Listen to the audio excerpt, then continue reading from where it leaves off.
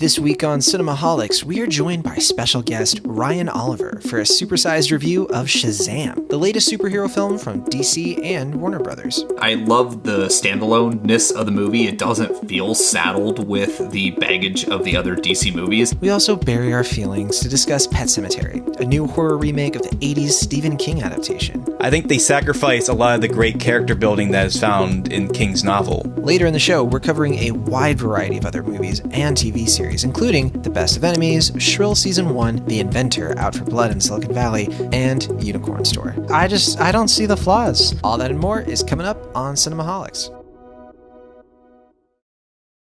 Welcome once again to Cinemaholics. He is a pop culture writer for Cinema Blend, and he also reviews films for The Playlist, Cutprint Film, and of course, Cinemaholics.com. It is Will Ashton. Hello, John. How are you? Good, Will Ashton. Thank you so much for stepping in last week in my absence. Oh, of course. With Corey Woodruff. Thank you so much. Yeah, I appreciate it. I'm just hoping that the listeners didn't mind your absence too much, because there was a little bit of controversy given that our last episode before that was the Us one. And I think you mentioned you were in Santa Cruz. And so there are some people who are listening to that show and hearing you absent and we're wondering what happened there. So yeah, putting you're one okay. and two together for sure. Yes, Yeah. I'm okay. I'm also the author of the novel Killer Joy, a book about Pixar called The Pixar Theory, and I read about film for Atom Tickets, Relevant, The Young Folks, and Cinemaholics. I'm John Agurny. You know, we have a special guest this week. He is a writer for The Playlist. He also co-hosts the Playlist podcast, our fiercest rival. Not really. Welcome to Cinemaholics for the first time, Ryan Oliver. Hey, John and Will, thank you for having me. It's so great to have you on. Big fan of the Playlist Podcast Network and everything that you do for it. Well, thank you. Much appreciated. And I'm a big fan of Cinemaholics and am a fellow Cinemaholic myself. So this is perfect. Oh, fitting. Well, you know, Ryan, this is your first time, right? And, you know, we've done this occasionally over the couple years at Cinemaholics where we provide kind of an icebreaker question to first timers, just so that our listeners can get a feel for you and kind of figure you out. Obviously, you're a complicated unicorn. This question, I mean, it's not gonna nail it down, but hopefully it'll tease the listeners. And hopefully, Will Ashton, we can start doing this a little bit more consistently. So I'll do my best on that. But Ryan, we have a question. You actually have two choices. I don't want to put you on the spot too much, right? So you can either answer the question, what is your favorite movie of all time? It's one option. Favorite movie, very easy, basic. Or you can reveal to the listeners your Hogwarts house. Hogwarts, of course, being the magical school from the Harry Potter novels and films. So what's it going to be? Why not both? Very quick and easy. My favorite movie of all time is Taxi Driver. And I've been known to be a Slytherin, so make of that what you will. So those are my answers. Oh boy, Will Ashton, I'm a Slytherin, and okay. So here's the problem: you can't have two Slytherins on a Cinemaholics. This is actually no, it's going to be fine. Will, what are you actually? Are you Ravenclaw, Gryffindor? I don't actually know for sure, but I'm assuming I'm either a Gryffindor or a Hufflepuff, just based on what I know from each party. But I couldn't say for certain at this point. You're pretty brave. I want to say you're a Gryffindor until a test proves otherwise, but I don't know. All Ryan, right, you know good. Will. Ryan, you've known Will a little bit time. Do you think that's on? I think that's pretty spot on. Yeah. All right. Well, for now, we'll sorting hat you into Gryffindor. Or you actually, you know what, Will? You should be the sorting hat. I prefer that. Oh, okay. Sounds good. All right, you can find more episodes of Cinemaholics on atomtickets.com. You can also find our full archive and all bonus episodes on cinemaholics.com. And write into the show anytime. Our email is cinemaholicspodcast@gmail.com. We are an independent podcast, so we rely a lot on your donations. If you want to become a supporter of Cinemaholics, just go to patreon.com/cinemaholics. And for as low as $2 a month, you can help us put the show on and do the website. And we really appreciate it. And of course, thank you so much to all of our patrons who have graciously donated so far for Cinemaholics. With that, let's get into our off topics for the week. First up, so we announced last week, of course, that our latest in our Extra Milestone series, that's a series where we talk about a film celebrating a big film anniversary. Last month was Some Like It Hot.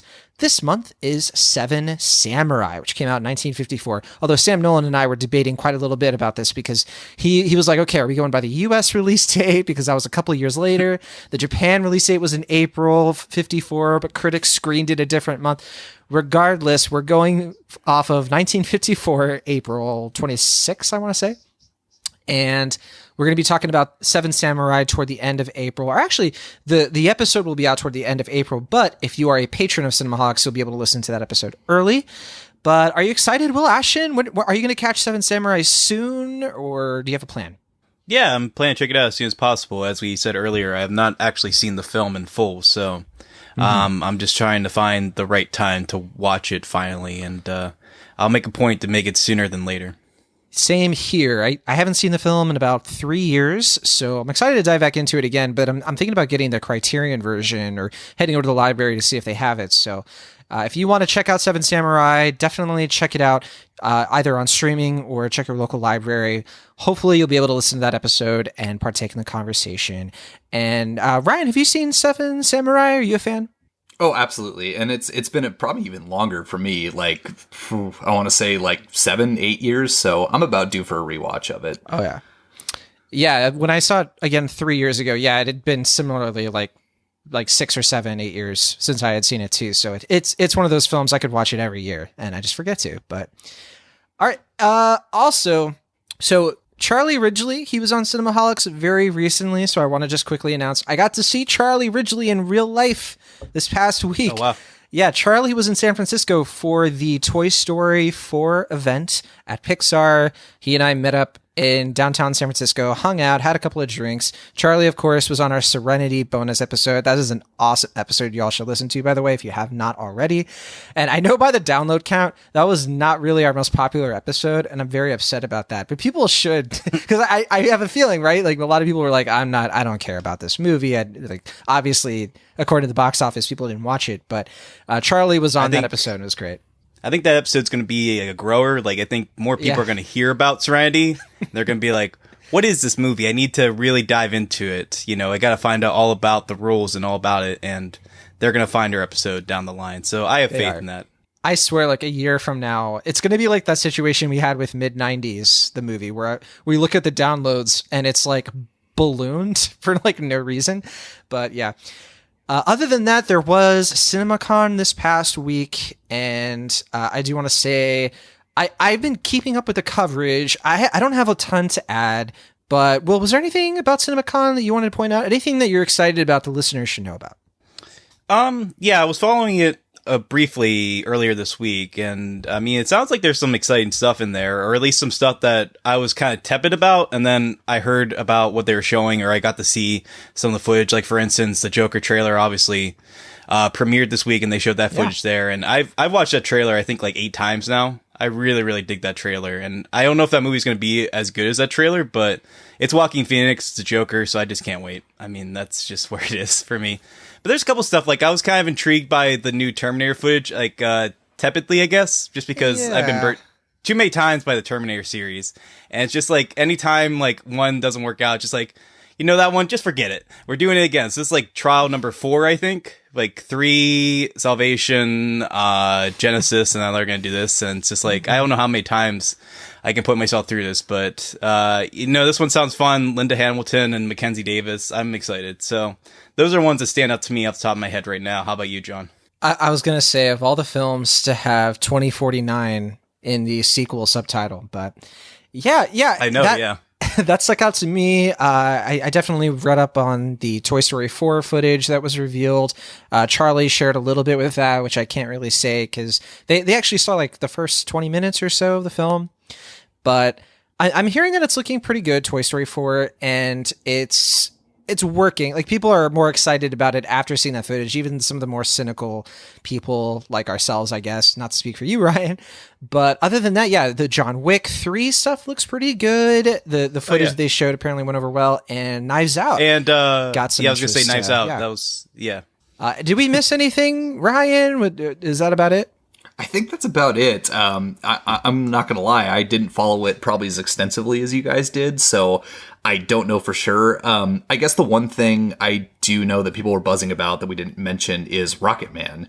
As a lot of people were talking about that and saying how it's going to be a massive Oscar contender, and Taron Egerton looks great in the role. I think they showed maybe like 6 minutes of footage, 15 minutes. I know that's a large spread, but somewhere in there, and people seem to be going crazy for it. Of course, that is directed by Dexter Fletcher, who finished Bohemian Rhapsody, not the credited filmmaker, but the one who finished it. And he also shot it, right? He did, yes. And it looks like, it looks like this movie's probably going to be another, if not as big a hit as that movie, probably also a pretty massive hit. I think that's spot on, and I'm still very excited about Rocketman, yeah. I was going to say, also, not in the excited territory, but I did hear a lot about Cats, the Toby Hooper adaptation. Not the cat that you wanted to hear about, Will Ashton, because it wasn't orange and loves lasagna. No, unfortunately not. But I mean, just the more I hear about that movie, the more I'm like, how is this even going to be possible? I mean, I don't know. I'll hold my breath, or I'll hold my tongue, whatever, until the footage comes to pass. But I don't know, man. That just sounds like it's bonkers. But I can't wait. I honestly, I know nothing about Cats. I've never seen the Broadway play. I don't know the story. Really? No, I really haven't. And all I know is that Tom Hooper is involved, and I'm very excited about that. So let's see how this one, pulls off what Star is Born couldn't, I suppose. But moving on. So last week you and Corey talked about Dumbo. So real quick, I did see Dumbo as well, because it wasn't the plan that I wasn't going to be available for last week's show. So I apologize for that. And I know we asked you, Ryan, before the show came on, you have not seen Dumbo yet. According to me, that's probably a good decision. But I was going to tell you too, Will, I definitely did not like Dumbo as much as you did, sadly. It just did not connect with me whatsoever. To say I liked it that much would be a stretch, but yeah, I think I was more amused. Yeah, you gave it a B- on Cinemaholics, which is a very tepid like, for sure. Yeah. I was more of a C+. I just really, I did cry twice, so I should put that out of the way. But at the same time, the whole thing with like the third act, it really lost me. And so I'm sad to say that Dumbo did not captivate me all the way through, but there were things I liked. And I had to agree with you and Corey that it's just great to see Danny DeVito on the big screen again. Oh, yeah. I hope the DeVito-sance roars on, honestly, so. I'm still peeved, though, that they promised 2 Danny DeVitos, and they only gave us one. That's unforgivable. I was thinking that, too. Yeah, when you guys brought that up, I was like, oh my, yeah, huh. All right, before we get into our featured review, let's quickly talk about your comments on last week's show. Again, we talked about, Will Ashton and Corey Woodruff talked about Dumbo, The Beach Bomb. You also did like an early little thing on Shazam and 5 Feet Apart and a couple other films, but Lucy, that's Lucy spelled like juicy, said, I find it quite suspicious John is absent so soon after announcing on Twitter he's where they shot the film Us. So Lucy, you know what? All I can say is, I don't want you to think I'm my own doppelganger, but if you do, there's nothing I could do about that, I guess. But maybe we can hold hands and show some solidarity. I don't know. Dash B said, put 5 on it, I guess. That was there you go. There, I prefer that. Dash B said, it's a shame the new Dumbo doesn't add up to much. It had the potential to be the rare Disney classic worth re-exploring, if only for the original's glaring shabbiness. I like that, the way he used that term. And with Tim Burton at the helm, I don't know. I expected a little bit more here. I kind of felt like the idea of Dreamland itself. It's gorgeously realized as a film with good ideas and moments of wonder, but none of it fits together, and by the end, it all just goes up in flames. Dashby, do you want to be on Cinemaholics? Because that was pretty profound for like a comment. Thank you, everyone, for commenting. We had a couple other fun comments. If you want to check out everything Cinemaholics, we also had a review about Dumbo that Will Ashton put together. We also have reviews for, I think, all of the films we're talking about on this week's show, except I want to say for The Inventor and Shrill, because that's a TV series. So yeah, and I don't think we had any plans, right, Will Ashton, for doing a review of The Inventor. I certainly don't. Yeah, it's been a little too long for a review, at least in the written form, I think. But I am excited to talk about that film with you, because I have thoughts. Same here. All right, without any further ado, let's talk about our featured review for this week. Although I guess we could say it's a double feature, because we're going to be giving equal weight to both Shazam and Pet Sematary. But we're starting, of course, with Shazam. Shazam is the latest film in the cinematic universe of DC Comics movies, which they've been a bit all over the place in terms of quality and tone since the first one, Man of Steel, which came out in 2013. But there have been at least two critical and commercial hits that have stood out with these movies. There is, of course, Wonder Woman, which we reviewed on this show back in 2017. And then, of course, the more recent Aquaman, which is the highest grossing DC film ever made. It surpassed The Dark Knight and The Dark Knight Rises just before it wound down its run, yeah. I think they said CinemaCon that it's like the second highest grossing Warner Brothers film as well. Oh, has it made more than all the Harry Potters? I would have Maybe. I don't know. I mean, that's what they said, or at least that's what I heard. I'm paraphrasing, but I remember hearing that distinctly. So if that's true, I mean, that's nuts. Yeah. Yeah, it's also the fourth highest grossing domestically, behind Wonder Woman and both of the Dark Knight movies. So, overseas, it was a sensation, and it's pretty easy to see why with Aquaman. So clearly, hearing that, you're like, well, okay, Warner Brothers is doing pretty well. Shazam doesn't need to be the biggest hit in the world, but at the same time, the Lego Movie 2, the second part, wow, that did not go over super well. That movie made kind of a fraction of the first Lego movie. It made, I think, barely over half of Lego Batman, which, as the sequel to the Lego movie, which was such a big hit just 5 years ago, that was definitely a big disappointment for Warner Brothers. So I don't know about you guys. I am really rooting for Shazam to be, I don't know, a hit. I hope that people go out and see this one. But now, Will Ashton, fans of this show, they already know you have a soft spot for Batman v Superman, but less so for Suicide Squad and Justice League. So I want to turn it to you, Ryan Oliver. If you could briefly summate your take on the DCEU filmography before we fully dive into Shazam, how would you characterize your own relationship with these films?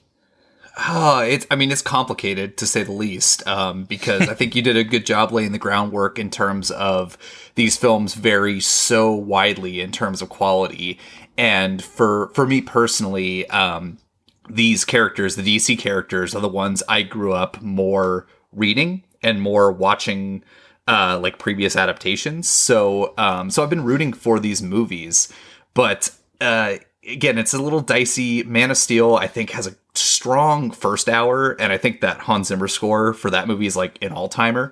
But when it devolves into just complete punch fest and sort of like just diminishes the pathos that the movie set so strongly in the first hour, it just kind of like, it just becomes monotonous, and it's unfortunate. Batman v Superman doubles down on that, and it I give that movie a little bit of credit in terms of trying something. Like, Zack Snyder clearly had a take for those characters, and he had a take on how to tell the story.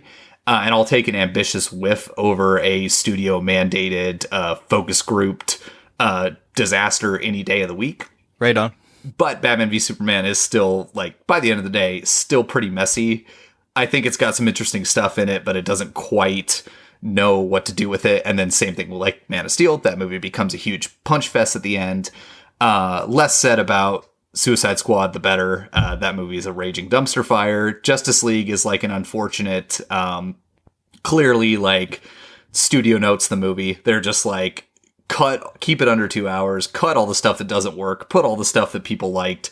They kind of got the characters right with that movie, but it's pretty much an eyesore and just a mess from beginning to end. And then we, of course, Wonder Woman, which I think is the strongest movie of the bunch, and Aquaman, which is a lot of fun. I will just say that. I think Aquaman's fun. I don't know if I'd necessarily say it's a particularly good movie, but I kind of appreciate the audacity of it. Wow. I think I agree with almost everything you said, which I was hoping for, of course. We all want to be, thinking the same things, right?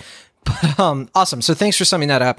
I think we have a pretty good idea how you're going into Shazam and your expectations. So let's talk about it. So Shazam, it stars Asher Angel as Billy Batson, a young 14-year-old kid who's been put into foster care and becomes the unlikely candidate to replace a centuries-old wizard named Shazam, played by Djimon Hounsou, which I found fascinating considering he was in Captain Marvel a month ago.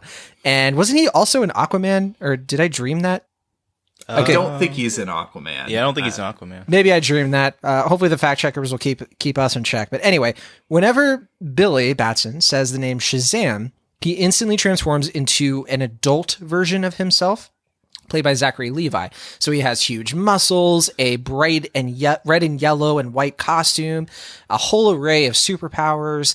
And, this is all well received by Billy's new friend in the foster home, Freddy, played by Jack Dylan Grazer. He's obsessed with all of the real life superhero lore of this world because, again, Batman and Superman are celebrities in this movie, which I found being pretty interesting angles. So we have a clip from Shazam here where Billy is trapped in his adult body. So Freddy helps sneak him back into the foster home without their foster parents seeing, but are welcomed by a surprise visitor, their little sister. Here's a clip. I'm so worried about you. I told you this was a bad idea. Freddy? Freddy, what happened to the stairs? Hey, covering her mouth like you're gonna kidnap her is not gonna make her less scared, okay? Darla, it's me. It's Billy. I know I don't look like me. A wizard made me look like Maybe don't start with the wizard. It's just gonna make her more confused. Some old guy brought me to a temple, and he made me say Shazam. Rosa! Verbally triggered body manipulation properties? You can switch by saying Shazam! Listen to me, Darla. You cannot tell anybody about this, all right? But it's Billy. He's a hero. Yeah, but if a supervillain finds out that he's a hero, that endangers us, okay? A hero's loved ones are like the perfect bad guy target. I mean, is she even good at keeping secrets? Moderate. No. Oh, God. All right, that is a clip from Shazam, which is now in theaters. And yeah, so much of this movie is spent with Freddy trying to impart his comic book knowledge onto Billy, which you can hear there. So Billy, he almost immediately wants to turn his powers and privilege into fame and self-gratification. So obviously we have a great power comes great responsibility sort of thing going on with the story. Meanwhile, a villain played by Mark Strong is in pursuit of a similar power set that will be a devastating true test for Billy as a bona fide superhero. Now, Will Ashton, we will start with you. Is Shazam, Okay. is it super powerful or is it rife with kryptonite? I'm gonna glaze over that pun. It's not a pun. Well, say that one more time. It's then? not a pun. Is it rife with kryptonite? It's a reference. I thought you said kryptonite. Oh, no. Oh, that's dumb. Yeah. Well, that's why I said I'm gonna glaze over that pun. So kryptonite. I actually kind of like that. Let's go with that. are we gonna keep this all in, or are we just gonna cut this out? I don't know. It's all in. Go ahead. All right, we're keeping this in. But anyway, Shazam. If I had to boil it down to one word, I guess it would be amusing. I will say that I'll start with the positives. I think the thing I like about this movie the most is that it is made, I think, with like the preteen demographic in mind, kind of similar to Spider-Man Into the Spider-Verse. It's kind of bringing the comic book movies back to the younger audiences in some ways. Like, we have Avengers, Infinity War, and the Zack Snyder Batman and Superman movies, and you have these kind of dark and dour and growingly mature comic book movies coming out now, where that's fine, that's all well and good in certain respects, but I think I'm glad that we're kind of going to a point where we're kind of recognizing that, like these movies can be kind of fun and silly again. And I do think that Shazam leans all in on the silliness factor. It's like having fun with the fact that it's a relatively unknown property compared to the other DC characters that have been introduced to the cinema. It's having a little more fun with the idea that it is ingrained in this cinematic universe that's been established for about 5 or 7 years now. It's having a little more fun with the tone and having itself be a little more joke heavy, especially for Extended Universe that at one point was actively trying not to have jokes in it, or at least reportedly. So I think that stuff works. But I will say, to me, this film felt like the most like DC or Warner Brothers trying their hardest or damnedest to make it a Marvel movie, or at least not a traditional DC movie as far as what we've gotten in the past decade or so. That's fine. I understand why they did it. But to me, it resulted in a film that I felt was a little more forgettable and not quite as lasting as some of the other DC movies we've gotten, for better or for worse. And I do think the stuff that works here works fine, but I do also think that, for one, it is way too long. it's pushing 2.5 hours, and Shazam under no circumstances should be close to 2.5 hours. I think 2 hours is cutting it kind of long as it is. And I also think that it's generally just kind of forgettable in the scheme of things. However, as a piece of popcorn munching in entertainment, I had an all right time. Okay, so some mixed feelings from you, Will Ashton, and we should say it's not 2.5. I said you said pushing 2.5. It's 132 minutes. Definitely pretty long. But that's pushing, yeah. Yeah, it's not. Yeah. So Ryan Oliver, what about you? So hearing some mixed things from Will Ashton. What about you? I echo a lot of it, actually. I think it's a lot of fun, but also totally inconsequential as well. Also, for better or worse. I think, like, if you're going the Marvel route, I'd compare this to something like Ant-Man and the Wasp or Spider-Man Homecoming in the standpoint of, like, these little smaller stories, smaller scale, that don't have to rely so much on the world being at stake. Like, it's not like a world-ending sort of story. It is like smaller in scale. It leans heavier on the comedy. And I think all that's great. And I do think they get like the character stuff really strong in the movie, which I think that's the thing I enjoyed the most. Cause a lot of the DC characters are just so overly powerful that it's really difficult to kind of humanize them and ground them as hard as they try to do. And I think Shazam does that very well. I love the sort of like backbone of the story of all these, foster kids living in this house together, adopted by the same family, and has this sort of element of like, it doesn't matter who the real parents are. Like, as long as you're doing the legwork, then you're part of a family. And so, like, I love that aspect of the movie. I agree with Will. Like, it isn't pushing 2.5 hours, but you do feel the length of this movie. I think it definitely has some pacing issues. I think the third act is a little overwrought, despite having really fun things peppered through it, some surprises for sure, and a lot of like little subversive stuff here and there that like kind of take the piss out of more serious comic book fare. I enjoyed that. I don't think it's anything that like Into the Spider-Verse or like Super or these other, or Deadpool even, for better or worse, that these other like sort of subversive comic movies haven't already pointed out. But I appreciated that it was all there. I had a good time with it overall. I also I like David F. Sandberg as a filmmaker. I really enjoyed Lights Out, both the short and his feature adaptation of his short, and I liked Annabelle Creation probably the most of all the like Conjuring spin-offs or sequels other than the first movie. So I liked seeing him play in a little bit bigger sandbox. He's clearly a James Wan protege. You could tell by the sort of shooting style of the movie that he has those like tracking shots that start at like not like a Dutch angle, but almost like a sideways angle and then turn to a like normal shot. It's very clear he's got Wan's influence in it, which makes sense because he did Aquaman recently. So I think there's a lot of good stuff in the movie, and I'm overall positive of it, but I do think it's got some pacing issues and is a little long overall. I'm really glad you brought up Sandberg because, I don't know, I know some people are criticizing this film for having such dark material in it.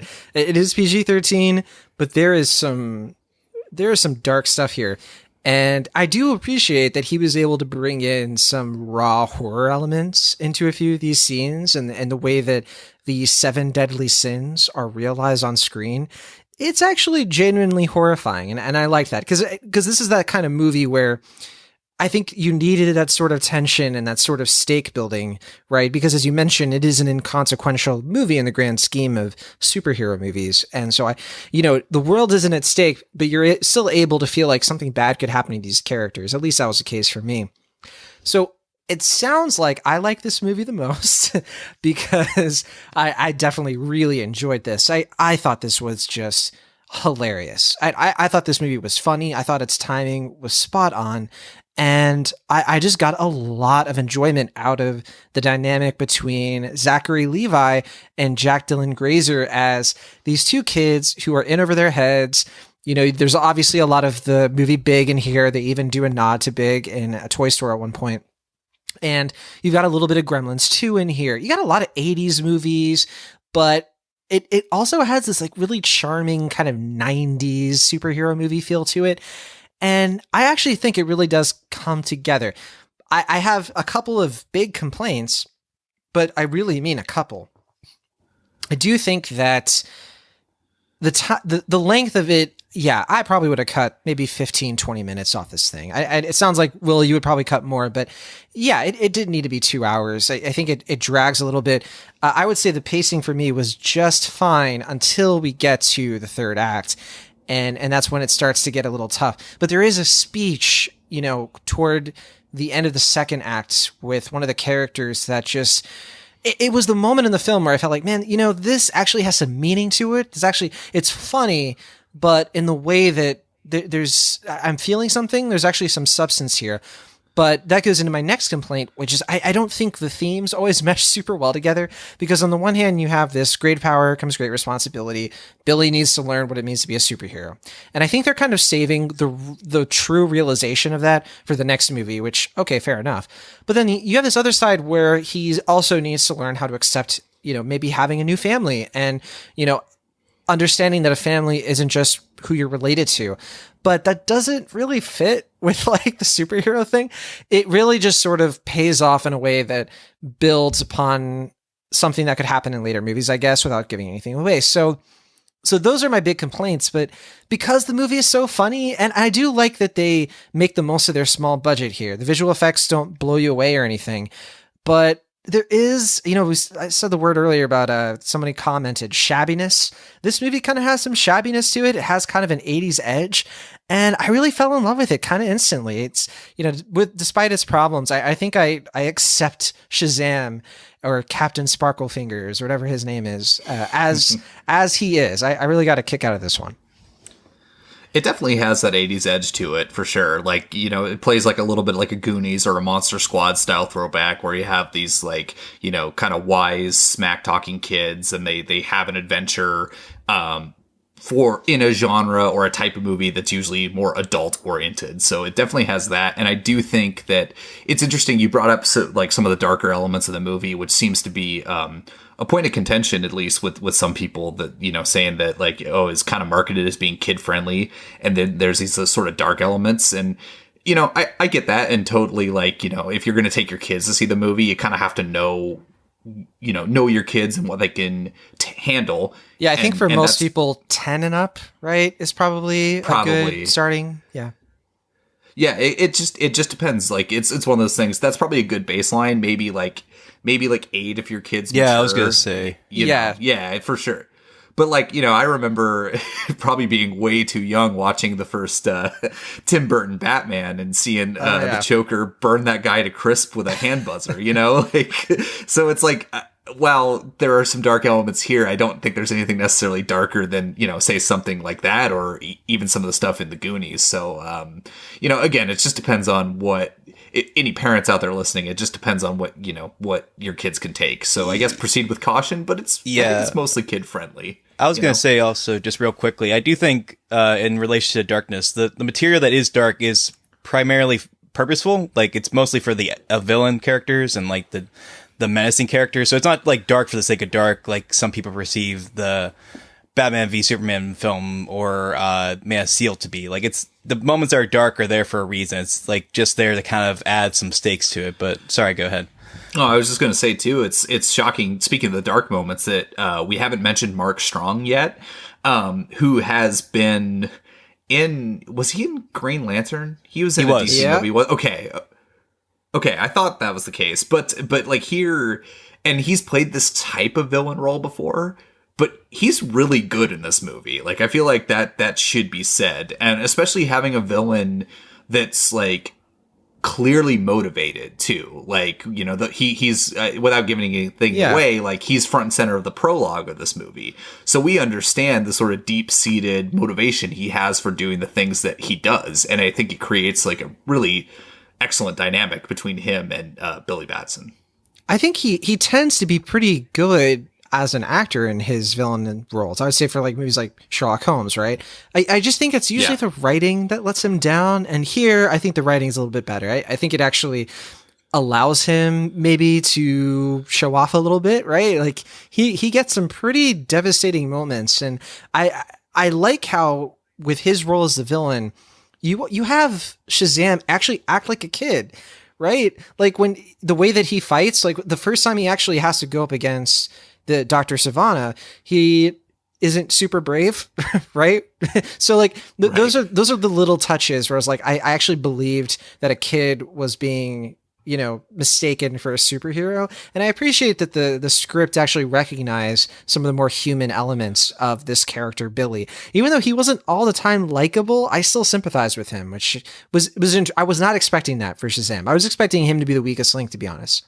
Yeah, no, I was going to bring it back to Mark Strong. I was going to say that, for me, the comedy of the film was actually pretty hit and miss. Like, I found a lot of the jokes to be a little too predictable for my taste, but I thought Mark Strong, like, he had some of the better comedic moments of the film, which is something I was not expecting personally. Like, I felt like probably the best joke is responsible, at least in part, on his end. I won't give away what it is, but then also the boardroom scene has like that nice, like what you guys were saying, 80s darkly comedic element to it that I found kind of amusing in a kind of twisted sort of way. So I'm all about Mark Strong. You didn't find Freddy funny? Which one's Freddy? Freddy is the disabled foster kid who has it all. Oh, yeah. Yeah, he was fine. I thought the actor was good. I thought some of the lines were... Yeah, no, I mean, I thought he was a good actor. So was it Levi? Like, I'm just being a detective here. It's not... For me, it was more the approach. Like, there was a couple gags in here that I just... The way they were paced and the way that they were structured, it just felt a little too predictable. Like, the car gag was definitely very predictable. I'm trying to remember what else, but nothing else is coming to mind, truth be told. We won't give anything away, of course, but... Yeah, it's kind of hard to say exactly without telling jokes outright, so... But. I will say, Will, the joke you are referring to in regards to Mark Strong, which I also won't give away, I laughed embarrassingly loud in the theater, like Same maybe here. the hardest of anybody in the theater. It's pretty great. There's a lot of good stuff in this movie, and it's so like I'm probably literally in between you guys, where it's like I do think like it's. You know, it's solid. I maybe not love it as much as some people, but I just think like this movie's got so much heart to it and so much just it's just solid all the way around. So it sounds like I'm the angel on your shoulder. Will Ashton is the devil, or maybe the other way around. I don't know. I wouldn't even go that far. I wouldn't even go that far to say devil. It's just more like, oh, hey, there's some problems with the movie. Yeah, a more realistic devil. Yeah. Yeah. That's basically how it is on Cinemaholics. I just say, like, you know, I just have a couple issues with it, and then, like, John just all like, so Will hates this movie with all his heart, and it's like, what? I honestly had to sit on it for a second, truth be told. I watched it, which I think, Will, you did too, at that Fandango, like, sponsored screening a couple weeks ago. We should stress, I think we all saw it that way, right? All three of us? Okay. Yeah. So we've sat with it for a couple weeks, and so... Like, because I actually watched it the day after I watched Captain Marvel after coming back from like a couple like work things. And so it was like, I watched it and was like, my comic book fatigue kind of goes in waves. So I had to wonder, I'm like, is this a It's Not You movie, It's Me moment? Or like just watching two so close in proximity that I just felt kind of like exhausted by it. But, see, I don't know about that, Ryan, because I saw Captain Marvel the same day I saw this. Because I saw Captain Marvel in the morning. And then right after that screening with my friends, because I saw it a second time, then I went to go see Shazam with another friend. So, interesting. Yeah. Well, I do think you're onto something, Ryan, because I feel like just me, maybe at this point in my life as like a 25-year-old guy, like I feel like if this movie had come out, say like in 2004, around like Spider-Man 2 time, I would have been all about it. I think this would have been so much fun. I would have been having a blast. But I guess now just we have so many comic book movies, and you mentioned this. I think a great point of comparison is Spider-Man Homecoming, which to me, that kind of felt like a breath of fresh air in some ways. Like it was a little looser in the way that this movie was trying to be, and it was a little more willing to have fun in a way that the other Marvel movies were starting to kind of get a little more rigid in terms of structure. And I think this movie tries to attempt to do that, but the general story arc of the film does feel kind of formulaic in that respect, at least for me. So it kind of felt like a tug and pull in some respects. Like, I'm glad that DC is willing to allow itself to be a little more fun loving and a little more eager to please, I guess. But at the same time, I do feel like this movie doesn't quite reach greatness or even quite goodness. For me, it's just pretty good. Like, it's solid, but I kind of wish I had more positive feelings about it right now. See, I will combat you a little bit, Will Ashton, because I do think this movie, compared to Spider-Man Homecoming, you know, we can compare it to a lot of things, I'm sure, but I do like this one stands apart for me in two main ways. It's a little bit more standalone, right? They mention other DC movies, but they're not critical to the plots. It's a bit like Aquaman, but even in Aquaman, like, you had, you know, events before that movie that were a little confusing. Here, it's just from start to finish a story. You don't have to watch any of the other DC movies to get it. Yeah. And then, well, I think Ant-Man was a good comparison that Ryan said. I think that's a good way to compare. Although it. Ant-Man has a whole fight scene with the Falcon, right? You know, and so that's not here. Yeah, but the Superman kind of plays like he keeps getting mentioned and stuff. So like the movie but does. Everybody make a point knows to Superman and Batman, so it's less of like a stretch, right? It's not like, but regardless, like, it's not things that have to do with the movies. It's just, you know who those characters are. That's all that the jokes rely on. Sure, yeah, they don't fair. rely on rules. They don't rely on setups or anything like that. I guess that's what I'm getting at. But then the other thing is this movie kind of establishes the more mystical side of DC, which I'm all for. We haven't really talked about the comic booky stuff.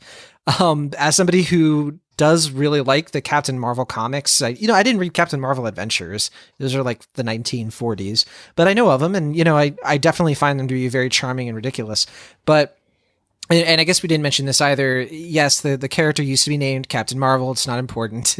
After litigation and legal stuff, now it's just Shazam.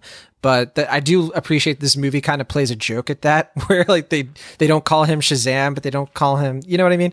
So there was some fun playfulness with the fact that he is a superhero with no name in some ways. But yeah, the idea of having a bit more of a whimsical kind of like magical world, sort of Shazam and superhero, that to me is where the world building in here really worked.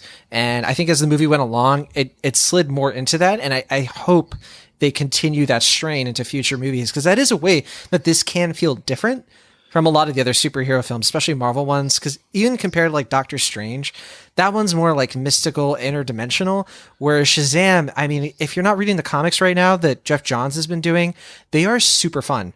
And they kind of explore something that only gets briefly mentioned. I won't give it away, but it has to do with like going to locations that are just completely, literally out of this world. So I'll count that as my final thoughts of Shazam. I really like this one. I'm going to give it a B+. I think that it's really good. I think that it stands out among some of the other recent superhero films we've gotten. I like this one a little bit better than Captain Marvel. I think it's just a little bit tighter.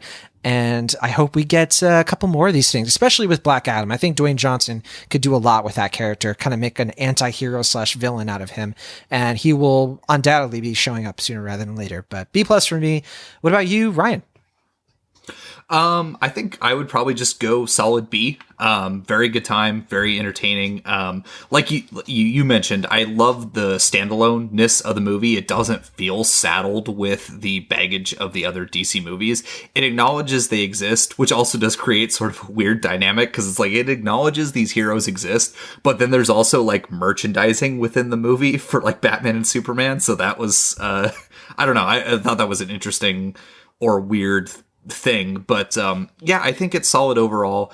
My biggest thing is I think it's just too long, but I think the character stuff is great, the comedy is good, and it's not afraid to have fun. I think that if this was like a Marvel movie, it'd be like a middle to maybe middle top tier Marvel film, but like it's definitely higher on the DC. Granted, they have less movies and have like we said, like a wide sort of range of quality, but I think it's on the higher end of these movies. So I'm going to say solid B.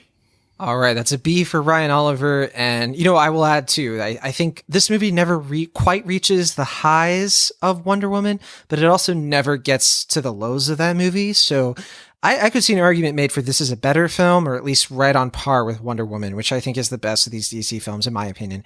But what about you, Will Ashton? Yeah, I guess I'm ultimately the lowest of the three of us. I'm surprised we haven't really talked that much about Zachary Levi as far as his performance in this film, and I will say that I think personally, I think he carried a lot of it for me as far as like the kind of shagginess that we were talking about earlier. I think it's very clear that he's just a very charismatic, charming actor. Chuck, and yeah. I do think what was that? Oh, Chuck, yeah. Yeah. All right. But yeah, I mean, I think he's very well cast in this part. Like, I think he just fits it very well. He captures that boyish earnestness that I think is crucial to this personification of the character. And I think, whenever he's on screen, the movie does kind of shine in that particular way. However, as a film, I'm ultimately just kind of in the middle about it. I think it's fine for what it is. I think there's ways it could be better. But at the same time, I recognize that this is DC's attempt to kind of, allow themselves to be a little looser, have more fun, kind of stay away from the moodiness of some of their past films of late. And I think that's fine. And I do think ultimately, like I said earlier, this is for the younger audiences more than the older audiences. Like the pre-T demographic seems to be the focus here. And I think for that demographic, it's going to be a lot of fun. But for me, I'm going to give it a B- just because I think it does have a lot of flaws. And I do think it doesn't quite meet my expectations of the film, but I do see this one being quite a crowd pleaser overall. I have to say one last thing real quick. We need a moratorium on using Don't Stop Me Now by Queen in movies. Definitely, yeah. Which is one of the best Queen songs ever. And Yes. it's getting commercialized to hell right now. I've only heard it the second totally agree. time. I'm sorry that I brought the song up on the Cinemaholics group chat, Will Ashton, which I'm sure that's what you're referring to. I'm just talking about Hollywood in general is overusing it. I mean, like, I thought it was fun in Hardcore Henry. Like, there's not a lot about Hardcore Henry I like, but I like how they use it in that film. But now it's just like every movie, or every other movie at least, is using it now. It's just like, stop taking the joy of that song. Just let it be. You know they're going to do it. You know they're going to do it in Guardians of the Galaxy Volume 3, right? Because maybe they already use it for the Guardians ride in Disneyland. So, oh really? Yeah, right. Yeah. They do it like they play it like right outside with meet Star-Lord and Gamora, and they have like a little dance off. So don't go to Disneyland if you want that song to remain intact for yourself. We'll talk about that when we review Guardians of the Galaxy 3, I guess. In like 4 years? Okay. Exactly, yeah. Yeah. All right. So that's a B- for Will Ashton. So we're all across the B spectrum. So it's about a B average, which sounds about right based on the review so far. The film's doing pretty well financially. It had the Fandango screenings. It grossed about $3 million from those. And then so you can add that to the worldwide total. It's at $67.8 million so far. Of course, we're not counting the Saturday totals because we're recording this on Saturday. But yeah, it's looking like this one's going to have between the $45-55 million range, which is fine. You know, for a superhero movie, it's pretty solid. For any movie, that's pretty good. Obviously. But considering it was about $80 to $100 million to make, this will definitely be a decent hit for Warner Brothers. I have a feeling this one will have legs, though. I think that it'll do pretty well before Endgame shows up and kind of monopolizes all of the superhero box office or box office in general. And and it of course has a 91% on Rotten Tomatoes. So about 91% of critics out of 254 reviews liked it. And its average rating, weirdly enough, is only 7.34, which is a lot lower than we usually see for films that are in the 90%-ish range. So average rating of 7.3, that definitely sounds like B territory. So it looks like we're about right on there. But all right, that'll do it for our review of Shazam. We've been a little long on that one. I don't think we'll go quite as long on Pet Sematary, probably, but we'll see what happens. So, Pet Sematary. This is a horror remake of the 1989 film of the same name, and the novel, which they're both, both movies are based on the novel, which came out in 1983. So I want to be clear, by Stephen King, of course. Will Ashton, have you seen the original and the sequel to the original, Pet Sematary 2? Have you read the book either? Actually, I haven't seen the original films, but I have read the book, and I thought about seeing the original films before this, but I decided I wanted to look at this movie solely as an adaptation because I read the book fairly recently, like only a week or so ago. So I decided I'm just going to see this movie as an adaptation of the book and not so much as a remake, but I am planning or at least watch the remake at some point. Gotcha. And what about you, Ryan? Or the original I meant, sorry. The original, sure. So I have seen the original Mary Lambert film. I have read the book and have seen Pet Sematary too. So I've done my homework. Yes. We invited the right person on this week. We have a Pet Sematary expert in the studio today. But all right. The film stars Jason Clarke as Lewis Creed, who moves his family from Boston to Ludlow, Maine. It's one of the more minor changes, I guess. It's not Chicago. It has to be Boston. Whatever. The family includes Rachel, played by Amy Seimetz, who has a few dark secrets in terms of her childhood, and their 9-year-old daughter, Ellie, played by Jete Lawrence, who loves stuffed animals and is just starting to cope with what death and the afterlife means. And then finally, there's Gage, the young toddler. So upon moving to their new rural home, the Creeds quickly meet their new neighbor, Judd, played by John Lithgow, who reveals to them the history behind a graveyard called the Pet Sematary that exists on their property and is spelled incorrectly. After a series of unfortunate events, the family encounters a variety of supernatural visions until finally a tragedy concerning their pet cat Church forces the parents to try and explain an excuse that he ran away to their daughter Ellie. Here is a clip of that conversation. What is it? It's Church, honey. We think Church ran away, sweetheart. Yeah. He didn't run away. Well, He was outside my window last night. sweetheart, maybe you were having an aunt. And that's okay. It's okay to be confused about this stuff. I know you miss him. But you might just have to accept that you might not come home. He came back last night. Look. He's right there.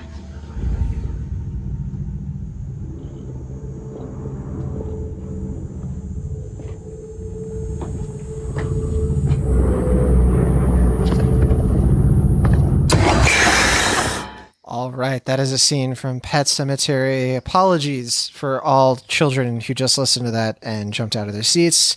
That is just one of many jump scares you'll get from Pet Sematary. So, Will Ashton, this film premiered at South by Southwest to uproarious reviews, but it's more recently gotten mixed notices. And I have to say, I'm extremely disappointed with how much the trailers reveal for this movie, especially compared to Shazam. I will give Shazam an A for its marketing. Its marketing did not give anything crucial away. Pet Sematary That's true. absolutely did. It's truly one of the more egregious cases of a trailer giving too much away that we've seen in a while. But in light of all that, are you happy to see this franchise resurrected? I guess so. I mean, like I said, I haven't really had that much familiarity with the original films. I'm just looking at this as an adaptation of the book. But I think, to answer your question more broadly, as a Stephen King fan, I'm excited with this new wind of King adaptations. But I know for you, that is definitely a sore spot. And are we allowed to talk about that now? Allowed? Wait, what does that mean? Well, I guess, I mean, we've talked about this on the Dark Tower episode, and we talked about this in the It episode. You're just not a fan of Stephen King, right? Look, as a person, love him. Funny, charismatic, great with his fans. I like his style. I like the way that he writes and writes and writes. I have nothing against Stephen King. His stories just do not click with me, broadly speaking. I've yet to love something by Stephen King. And I recognize that it's got to be something with me. I don't know. But yeah, I've never really been truly terrified by anything he's done or found anything horror-wise he's done that has really made me feel much. But I understand I'm in the minority on that one. Well, you can't be right about everything, I suppose. I know you just bring this up because you're just like trying to. Okay, so Ryan Oliver, well, what about you? Are you a King fan? And what did you think of Pet Sematary? Yeah, I'd say I am definitely a King fan, specifically more of adaptations. I haven't read a ton of King books, admittedly, but I have read Pet Sematary, and of the books of his I've read, it is probably my favorite, to be honest. And I was anticipating this movie. You mentioned it premiered at South by Southwest. I did see it at South by Southwest with that audience. It was definitely very hyped. People were very excited about it. And I overall like the movie, maybe not as hyped as some people about it, But I'll start with some positives. I think the movie this version anyway, is closer in tone to the novel. And I think that it reminds me a lot of the Evil Dead remake for a lot of reasons. For one, I think the performances overall and the effects get an upgrade on the original. But I also think it kind of sands a little of the idiosyncratic edges off as well. And I do find it a little peculiar that this book that I really, really love has made two very solid movies. Neither of them great, both of them with their own strengths and completely different strengths, with the exception of the score. I think the score in both movies are terrific. Elliot Goldenthal in the '89 film, Christopher Young of Hellraiser fame did the score for this one. But I didn't know that. But no, the score. I love the score for this movie. It's a good score, yeah, for sure. But like again, I think the performances are better, the effects are better. But I think that the one thing the '89 film I think gets really right is the sort of hurt and the sorrow, because it's a very dark story.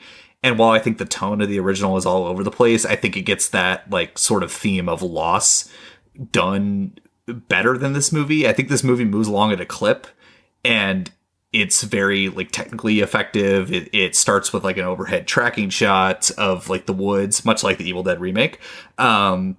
Has a lot of like mood and atmosphere throughout it, but I do feel like it drains a little of the character stuff and a little bit of the sort of emotion from it. And that's really my only downside of the movie. But I think it's solid overall, and we can get into it more. Yeah. I will say I won't spoil anything. I agree with John entirely, though. I think the marketing really, really like let this movie down. Unfortunately, there are some great twists that I think would have played better if people didn't know it, and we will keep that concealed for people who haven't seen the trailers. But I think the performance is overall good. Specifically, Jate Lawrence, who plays Ellie, I think is the best performance of this movie and is really a discovery. And so yeah, I mean, that's my initial thoughts. I think it's solid for sure, but it's got some stuff about it that I don't think is particularly great either. Okay, yeah. So I really don't like this one, and I guess big surprise, right? There's just something, okay. As the movie was kicking off, there was a moment where I was really digging, for the first time probably, I was starting to maybe understand a little bit more of why King chooses to let his horror be so escapist. He creates these new locations. Derry is referenced in this movie. That he has this way of creating places of dread that make you feel like the terror is inescapable. And I like the idea of that. And in theory, I think that makes for a really solid, memorable horror experience. But I think this one, I'm not quite sure what it is. I think there's just something really deeply mean about this movie that I wasn't, even knowing what happens in the original, I didn't read the book. I still wasn't expecting it to be this bleak and devoid of anything that you can really grasp onto. I didn't really like any of these characters. With the exception of Judd. I think John Lithgow is, how could you not like that guy? But, there's even something kind of off about him, right? Like, he's not a perfect avatar of wisdom or anything like that. He obviously has some weird stuff going on in his life or whatever. But there was just this weird lack of balance, I guess, between likability, and you obviously need these characters to make bad decisions in order for the movie to work. But then you felt like at times certain things were happening that just really, it lost me. This movie lost me in quite a few places. And by the ending of it, I was really just waiting for it to end. And I didn't really have any sort of meaningful experience on this. I feel like I was more articulate about it in my review. I wrote a review on cinemaholics.com. I don't know what else I can say about it really at this point. I've stopped thinking about it entirely, and I have no desire whatsoever to revisit it. So let's have somebody else talk about this movie, because I don't think I'm going to be very helpful, because I'm not a fan. But Will Ashton, you like cats. How does this cat rank against Garfield? I don't know. Church. Although I do appreciate the Winston Churchill joke with John Lithgow. That was kind of funny. He was like, I know Winston Churchill. Huh. Yeah, I mean, as far as Church, it kind of embodies how I generally feel about a lot of the characters in this film, which is that for the film to put so much attention on, I think, capturing the atmosphere and sort of dread that is experienced throughout the book, I think they sacrifice a lot of the great character building that is found in King's novel. And to me, like, one of the biggest losses of this adaptation is that we don't really have that connection between Judd and Lewis, Jason Clarke and John Lithgow's characters. I feel like in the book, like, that's such a strong like kind of bond between them, and in this film, it's just kind of like an afterthought that they're neighbors and they don't even really seem to trust each other in this film, which was I mean, as far as like adaptation, yeah, right. But I mean, like in the book, like they make such a point to like they have like this kind of like almost father-son bond together, and that kind of makes the decision to go into what they do later in the film, it makes a little more sense. In this film, it moves at a good pace. I do like that this film is pretty slick. That's going back to the Evil Dead remake comparison. I think the film, it does feel very much like a studio adaptation, similar to it 2 years ago, where it definitely feels like a studio adaptation of King's work. And in doing so, it does kind of have like a roller coaster theme to it, and it kind of strips some of the idiosyncrasies, like you were saying, Ryan, of Stephen King's work and some of the adaptations that we've gotten of Stephen King's work. And in that way, I think that's going to make this film maybe a little forgettable in the same way that the last It movie can be a little forgettable in some respects. But I also think as an adaptation of the book, just looking at it as far as how it's approaching the source material, I think it's all right. I mean, I'm a fan of the directors. They made Starry Eyes previously, which is a film I do like quite a bit. I don't know if either of you have seen that film or not, but I do think one thing that surprised me about that was that film is so character focused as far as telling a character study on basically, in this grand scheme of things, about trauma.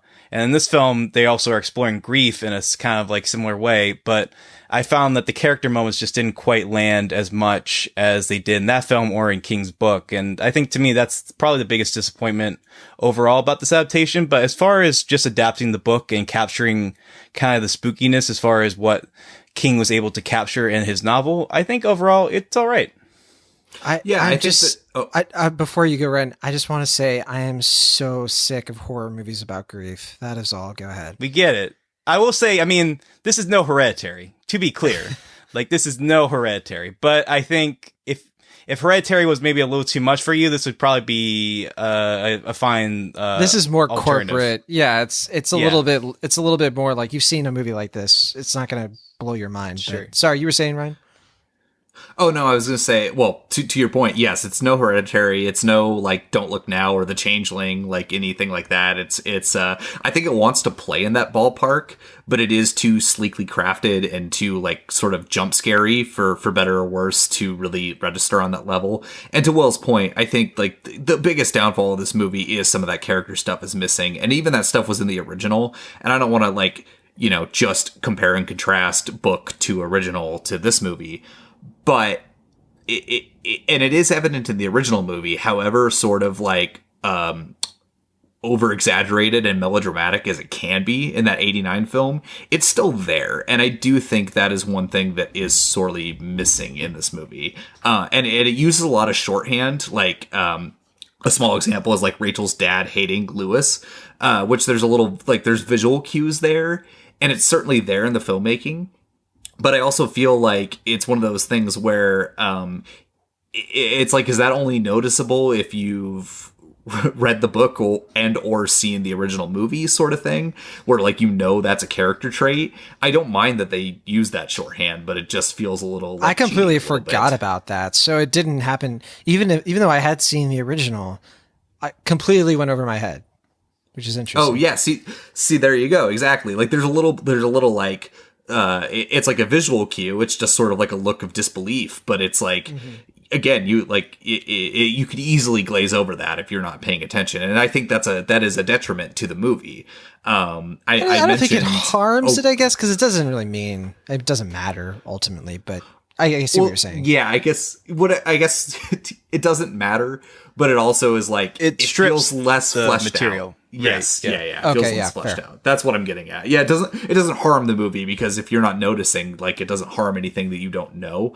But it certainly is like, oh, that's a thing that is in the previous adaptation and the book, and now it's not here, or it's like barely there. So it's just kind of like disappointing in that regard. Okay, yeah, I don't know. I feel like I was more scared by the boardroom scene in Shazam than I was at any point in this. And I think part of that was because from the moment things get a little bit spooky, where you have like they're in the foggy swamps, it just looked so fake to me.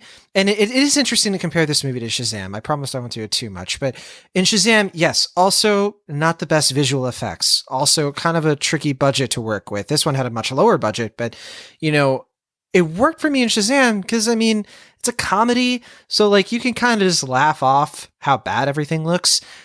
And some of the things in Shazam did look pretty good, but the production design in Pet Sematary, you really need that immersion. And I just thought it was kind of laughable when they're walking around this kind of green screen woods area, right? And the fog looks so fake. And for me, like I can't get into a horror movie if I don't believe in the location. A movie that I was wishing that I was watching while watching Pet Sematary was Don't Breathe. I know we kind of briefly were talking about, horror remakes from the 2010s off the air, but the same director who redid Evil Dead, right? So he did Don't Breathe, and that is a location where you feel how the danger, right? And I just didn't get that from this movie. I wish I had, because, you know, it should be more creepy than it is, especially because with those kids in the masks, I don't know. I was hoping this movie was going to do something different and maybe like factor them in kind of a unique way, but we don't really get any of that. So yeah, that was interesting that was a thing that was introduced early on. It's very like evocative imagery, and then it's completely abandoned through the rest of the movie.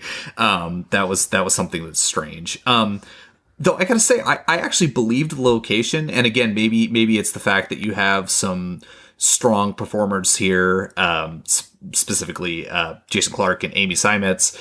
And maybe because, like I mentioned, the Christopher Young score is so strong that I was pretty sucked in, and maybe it sort of blinded me to the imperfections of the visuals, but I was pretty sucked into the atmosphere of this movie, from the get-go, to be honest, from those I'll go this far. Scenes. I'll say it definitely creeped me out. There were creepy things going on here, so I'll give it that, yeah. Sure. Okay. But all right, I guess we can just bury this film into our final thoughts and grades. We'll start with you, Will Ashen, so that you can respond, of course, to that. It's not a pun, but yeah, go ahead. No, I'm glad you did, because I have a pun to match it. I kind of dug it overall, I gotta say. I agree with your criticisms, Sean, at least to an extent. I can understand where you're coming from, and I do think there's some stuff in here that gets shortchanged. For instance, the Victor stuff feels kind of like an afterthought in the scheme of things, unfortunately, as far as how it's placed in this version of the film. And I do think in general, I think there's a stronger film in here that ultimately just gets downplayed for some jump scares that sometimes work, but sometimes feel cheap. I don't know. I mean, ultimately, the film itself, it feels like a middle ground Stephen King adaptation to me, in that I've seen better adaptations of his work, but I've also seen worse. So I think for me, it's pretty much in B- territory. I like the performances, like Ryan was saying. I thought Jason Clarke and John Lithgow in particular were quite strong here, and I do think the girl played Ellie. You have to remind me who she is, Ryan. Jate Lawrence. I thought she was really strong, particularly in certain segments of this film. And I do think the changes that they made to the source material, while not all of them are as effective as the other, I do think the majority of them are actually pretty strong and compelling.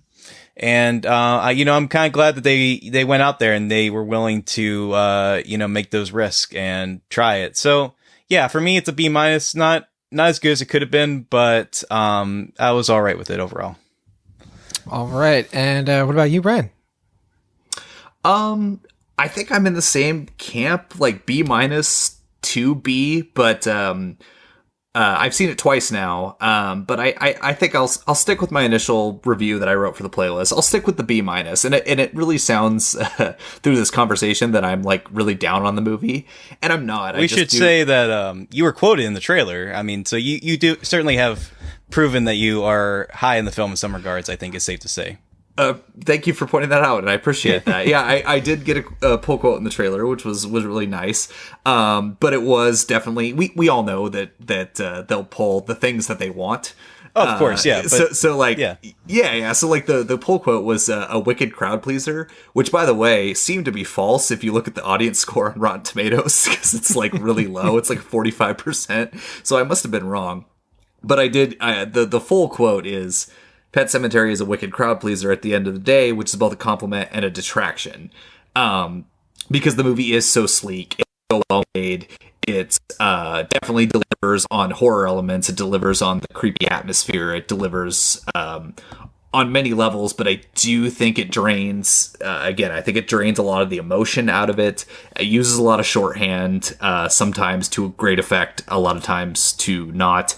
I think there's definitely a few like rough exposition dumps in the movie. It's one of those things where it's like, oh yeah, we didn't mention that. Yeah, so much exposition. Yeah, which is unfortunate because like the movie is so atmospheric that like if it kept with what it was already doing and using visual cues to tell the story, then that like you could have just eradicated that entirely. But like there's just like 2 or 3 really big moments, specifically like the introduction of Zelda, like Judd's experience with the Pet Cemetery.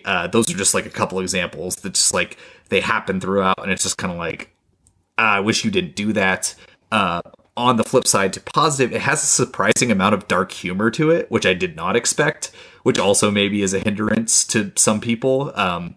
I kind of enjoyed that fact because the movie is so bleak and mean-spirited, as you mentioned, John, that I do think there are like little moments of humane levity that I appreciated. So overall, it's a solid movie. I think it's definitely got its problems, but I enjoyed it for the most part. Like I said, I watched it that second time outside of the sort of South by Southwest bubble, which we mentioned the Evil Dead remake, and I don't want to get like too into the weeds, but like even the sort of trajectory of that movie, this movie follows. Like it had a South by Southwest premiere. It got rave reviews out of that festival, specifically from people who are a little bit more genre oriented. And then it screened for everybody else. And then it like started with a high Rotten Tomatoes score, and then it dropped to, and I think they're pretty comparable. They're like both in the low 60s. And it's going to open this weekend. Probably about, they're projecting like between 21 to 25 million, which I think is about what Evil Dead opened to. So it's comparable in more reasons than one. And I'll leave it at that. I think it does a lot of stuff better than the original, but it definitely, there's some stuff that are lacking. Yeah, it'll make back its budget by the end of this weekend. Again, pretty low budget, so that's not too big of a surprise. Yeah, I feel like I'm not being as articulate because I'm a C+. So I'm the lowest on this one, but a C+ isn't a terrible grade or anything. I think it just barely doesn't really work for me, but there were things in here that that did kind of suck me in. I think the creepiness, I might have downplayed that. There is a sequence where something very ghoulish is happening involving a dance that kind of, it got to me, I'll admit it. And I did appreciate the tightness, as you guys mentioned, even though by the end, see, here's where I think the big problem comes in, and you all have touched on it. I think that for a movie with so much exposition, you can't really handle the ending that you decide to go with, right? And if you're going to have the ending that you have in this movie, you got to have something more atmospheric and abstract and open-ended, because that way you can really do an ending that actually syncs with you and doesn't actually just put you off, I suppose. So I don't think this movie struck quite the right balance for that. I do appreciate that it does certain things that you don't usually get in horror movies, I guess. Even with the original, it kind of goes a step farther, right? Which I appreciate the audacity of that, but yeah, I'm a C+, and I hope that you're right. Ryan, that it kind of finds new appreciation later on if it ends up that we're the ones who were wrong, or I'm the one who's wrong, I should say, and it gets some love as it maybe a minor cult hit in some respects, but I guess not cult hit because that wouldn't really wouldn't fit that sort of label, but you understand. All right, so yeah, that's about a B- average. Sorry, did somebody have something else said? Oh, I would just want to say something real quick that I totally forgot to put in my closing. We're not gonna spoil anything. We're gonna but I do think the major change they made actually benefits the sort of theme about mortality and having to face that and making the tough decision that the characters make in the movie. I think that it is a good twist, but again, shame on whoever was conducting the marketing campaign for giving that away in the trailer. I agree. So, yeah. Yeah, I agree with that point. Also, I have one very quick minor point to make, which is that inadvertently, Pet Sematary ended up being the first movie I saw on Dolby. And I gotta say, the sound editing or sound mixing of this film is really quite strong, at least from my Dolby experience. So I want to give a shout out to that. Dolby tends to do that, but yeah. I saw it in Dolby as well.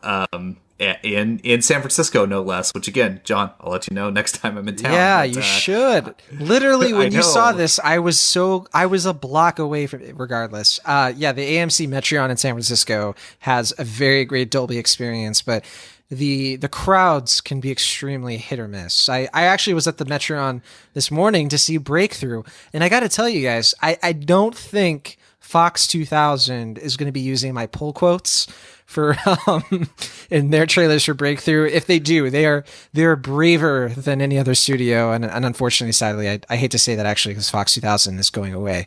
So, pour one out.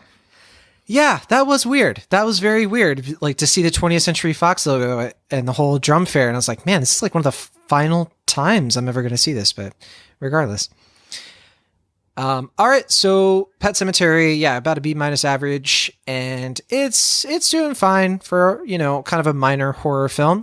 It'll probably make about 22 million by the end of the weekend, and on Rotten Tomatoes, it's got a 62% of critics liking it, average rating 6.1. And the cinema score is pretty bleak. I think, as you were alluding to, Ryan, the audience score was pretty low, and also it got a C+ cinema score, which that is not good. Because usually cinema score is like, I was expecting this to be like A-, maybe a B+ or something like that for that, how that stuff works. But that is Pet Sematary. Ryan Oliver, thank you so much for coming on. Will and I are going to chat about a bunch of stuff you haven't seen yet. Oh, I appreciate you guys having me. Thank you so much. I've been a fan of this podcast for quite a while, so I feel honored to finally be on and chat with you guys. The honor was all ours. And for our listeners who want to follow along with everything you're working on, please share. How can how can they connect with you, Ryan Oliver? Is it even possible? Was there any technology that allows them to instantly find what you've been writing? Oh, yeah. Oh, there's this site called Twitter, which I'm on. You could follow me at Ryollie90. That's RYOLLIE 90. And you can find most of my work at theplaylist.net, usually on the Playlist podcast, but actually mostly in writing recently. So, as I mentioned, I saw Pet Sematary at South by Southwest. I did a ton of coverage at that festival, so you can go back if you're interested in checking any of that out. Sounds good. So, Ryan, thanks again for coming on, and hopefully we'll see you come back on sometime soon. Absolutely. Thank you, John and Will. Thank you. All right, well, let's get into our next film. This is actually the only thing we're going to be talking about this week that I have not seen. Will Ashton, you saw The Best of Enemies. You also wrote a review for it on Cinemaholics. Tell us about it. I was thinking about checking this one out, and your review kind of steered me away. Not to spoil your grade or anything, but what is this film about, and what did you think? Yeah, so this is the directorial debut, the writing and directorial debut of Robin Basil, who may not be a name you recognize, but you probably know the films that he's been involved with these past couple, or I guess the 20 years now, couple decades. So Pleasantville, Seabiscuit, Free State of Jones, The Hunger Games, a couple others. He's mostly worked primarily with Gary Ross, of his filmography, as far as his filmography is concerned. And this is the first time he is chosen to produce one of his screenplays and then direct that film, which is based on a book of the same name by, let me look this up. What's the author's name? Osha Gray Davison? Yes. And I was going to say, too, because you mentioned Pleasantville and Seabiscuit, but Tobey Maguire produced this film, right? That's correct, yeah. He's one of the 3 producers. No, he's a producer, I think. Yeah. Well, co-producer, because it wasn't just him, but Danny Strong. Right. No, that's right. Yeah. But I feel like there's like there are like credited co-producers, and I wanted to make it clear that it just says produced by. So anyway, that's being too technical. It's a true life story based on I guess a dispute that happened in 1971 in North Carolina. There are 2 very opposite activist figures. One is Anne Atwater, played by Taraji P. Henson, who is very active in community. She's very much in support of the African American people in her town who are getting press and just kind of overlooked by their local politicians. And then you have C.P. Ellis, who's played by Sam Rockwell, who is a local leader of the Ku Klux Klan, who, I mean, it's pretty apparent why these 2 people don't get along, and they've had a dispute that's gone on for, I think, well over a decade at this point in the film. And after several years of just kind of disputes going back and forth over multiple different things, the local school for the African American children is caught on fire. It's not 100% clear if it has to do something with the KKK, though it's implied later that it wasn't. But in any case, there is now a school in the community that is non-operational, and the local political figures have to figure out exactly how to handle this. Like, are they going to integrate them with the school? Or are they going to have to split hours? And ultimately, it's a bit of a divisive topic, and in order to rectify it, they have to have like this 2-week kind of dispute where they figure out exactly through this community setting what's going to happen through a poll vote between 8 elected members of the community. And as they kind of go back and forth about this topic, these 2 political figures, Ann Atwater and C.P. Ellis, who are very much on the opposite side of things in general, they start to kind of form a begrudging bond with each other. And over time, that leads to what the trailers call an unlikely friendship. Now, as you're probably hearing this description, we have a clip, I believe, right? We do have a clip, yeah, where we have 3 different characters here. And do you want to set the scene, or should we just play it?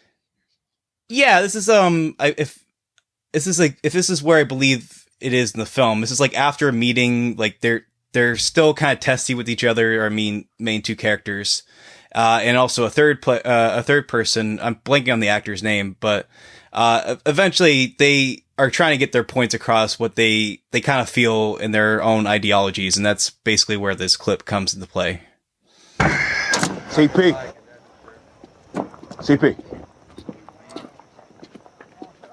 This display you want to bring, we're willing to go along with it, but there'll be folks not wild about the sight of it, so you're going to need to provide some security. Someone to watch over it. I'm not going to be responsible for it. This is my security.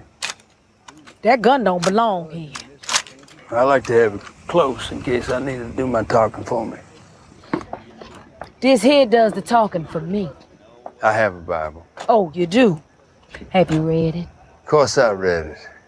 And we go to church on Sundays. Well, then you ought to know, CP. Know what? Same God made you, made me. All right, that's from Best of Enemies. And yeah, Will Ashton, Taraji P. Henson, I think you mentioned in your review, she has a ton of fans, especially through Empire, which is such a huge show. And I get the feeling, I get the hint though, you're not so convinced that this film is worthy of her acting range, but is that right? Yeah, I mean, she has proven herself, I think, throughout the past, 20 years or so of acting, and she's now finally getting to the point where she is leading films, and I think deservedly so. And we have I guess we had Proud Mary last year, and then What Men Want now with this. And the way the film and the promotional material set up, they make it seem like she's basically the main character of the film, or at least the lead of these two leads. And ultimately, as the film progresses, it's mostly about Sam Rockwell's character, C.P. Ellis, who I guess has the bigger arc of the two because he's the one that has to grow the most as far as learning not to be racist and kind of grow a friendship with Ann Atwater.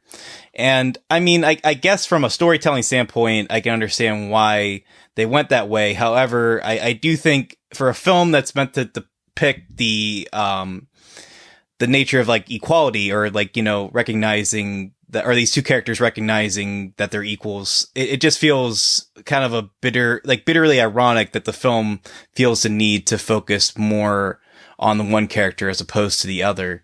And I guess that's where the comparisons to Green Book come into play, the film that won Best Picture last year, which we've talked about on the podcast already. I know, John, you're not a fan of that film, and I have kind of mixed feelings about it myself. And I think with that film, I think that's maybe a little more problematic than this film, in that I think this movie is a little more willing to not just play it altogether safe. I think it's willing to recognize that C.P. Ellis is not, at least in the beginning of the film, not a good person, or what he's doing is just outright despicable.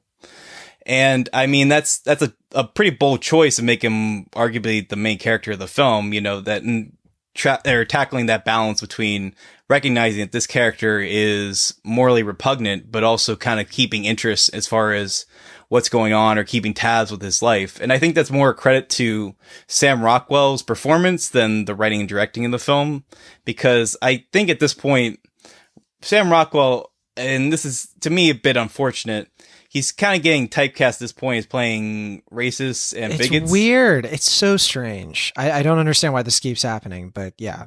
His agent. I think what happened... Yeah. To clarify, I'm referring to Three Billboards Outside Ebbing, Missouri, last year's Vice, and now The Best of Enemies. And I think what happened here is that they saw Three Billboards Outside Ebbing, Missouri, and the producers are like, I believed he was a racist. So they cast him in this part. Because they announced this film. I'm joking, obviously. Okay, yeah. He's been attached to this film since 2015. So it's been in the works for quite a while. It's more unfortunate timing than anything else, I think. But I think his performance is good. I think if maybe this came out before Three Billboards or Vice, it would have been more of a transformation. Like, it would have been more like impressive that he was able to channel such a like challenging character such as this. But having it come after those two films, which I do think both those films, I don't know if I'd call them good, but I do think they have a little more merit than this one, or at least I'm a little more intrigued by what they were trying to do as opposed to this film. It's just serviceable, I guess. As I was watching, I didn't necessarily dislike it, but as I've grown to reflect on it more, I've realized that not only is it a fairly forgettable film, but I don't really think it accomplishes much of anything. I mean, I think the intentions are probably fine. Like, I think it's trying to impose good, or it's trying to recognize some sort of healing in a state of our country where healing doesn't come quite naturally. But I do think the simplicity of it, or the fact that it's willing to look at something as challenging as racism so simplistically, is just more of a hindrance than anything else. I don't think it really adds anything to the conversation. I don't think this film really has much it says that you can't really get just from the surface level.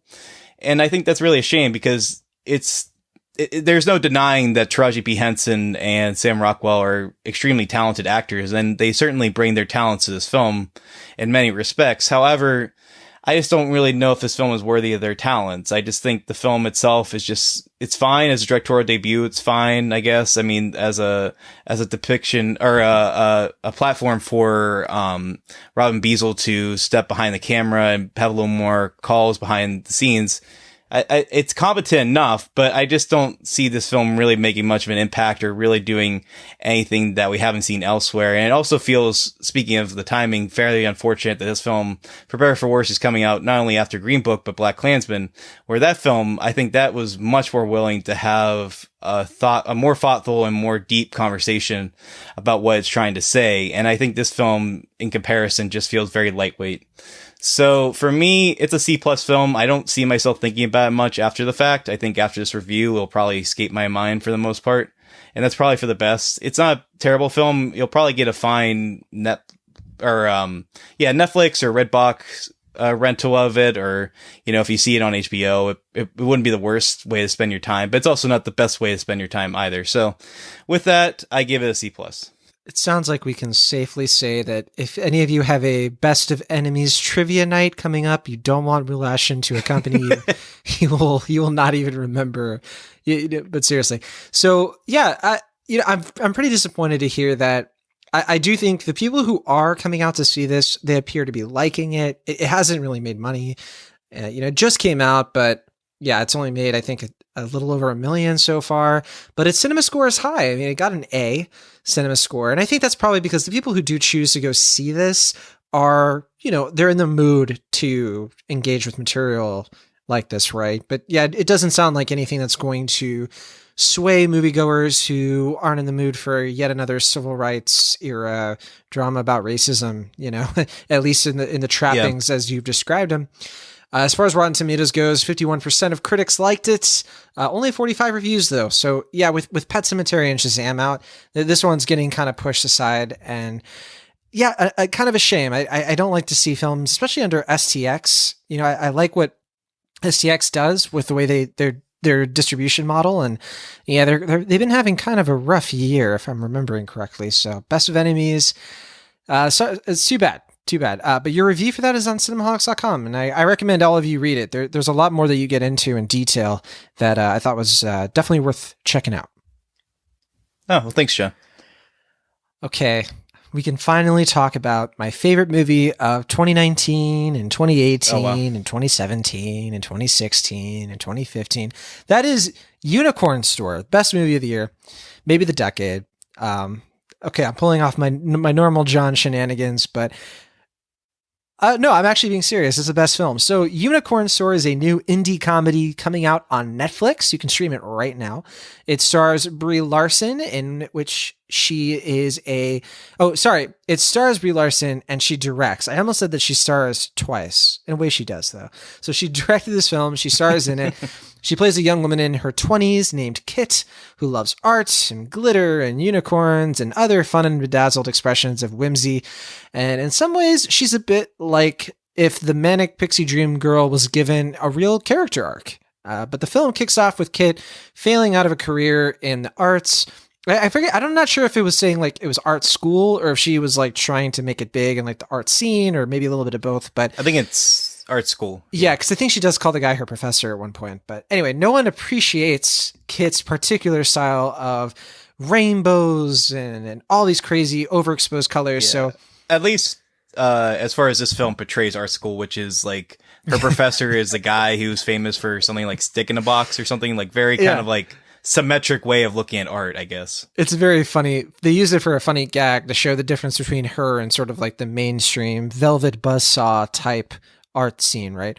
The opening scene is literally her painting out of the box. Like, so it's not a subtle film. It's not subtle. But yeah, I did hope so very much that Jake Gyllenhaal's character from Velvet Buzzsaw was going to make an appearance.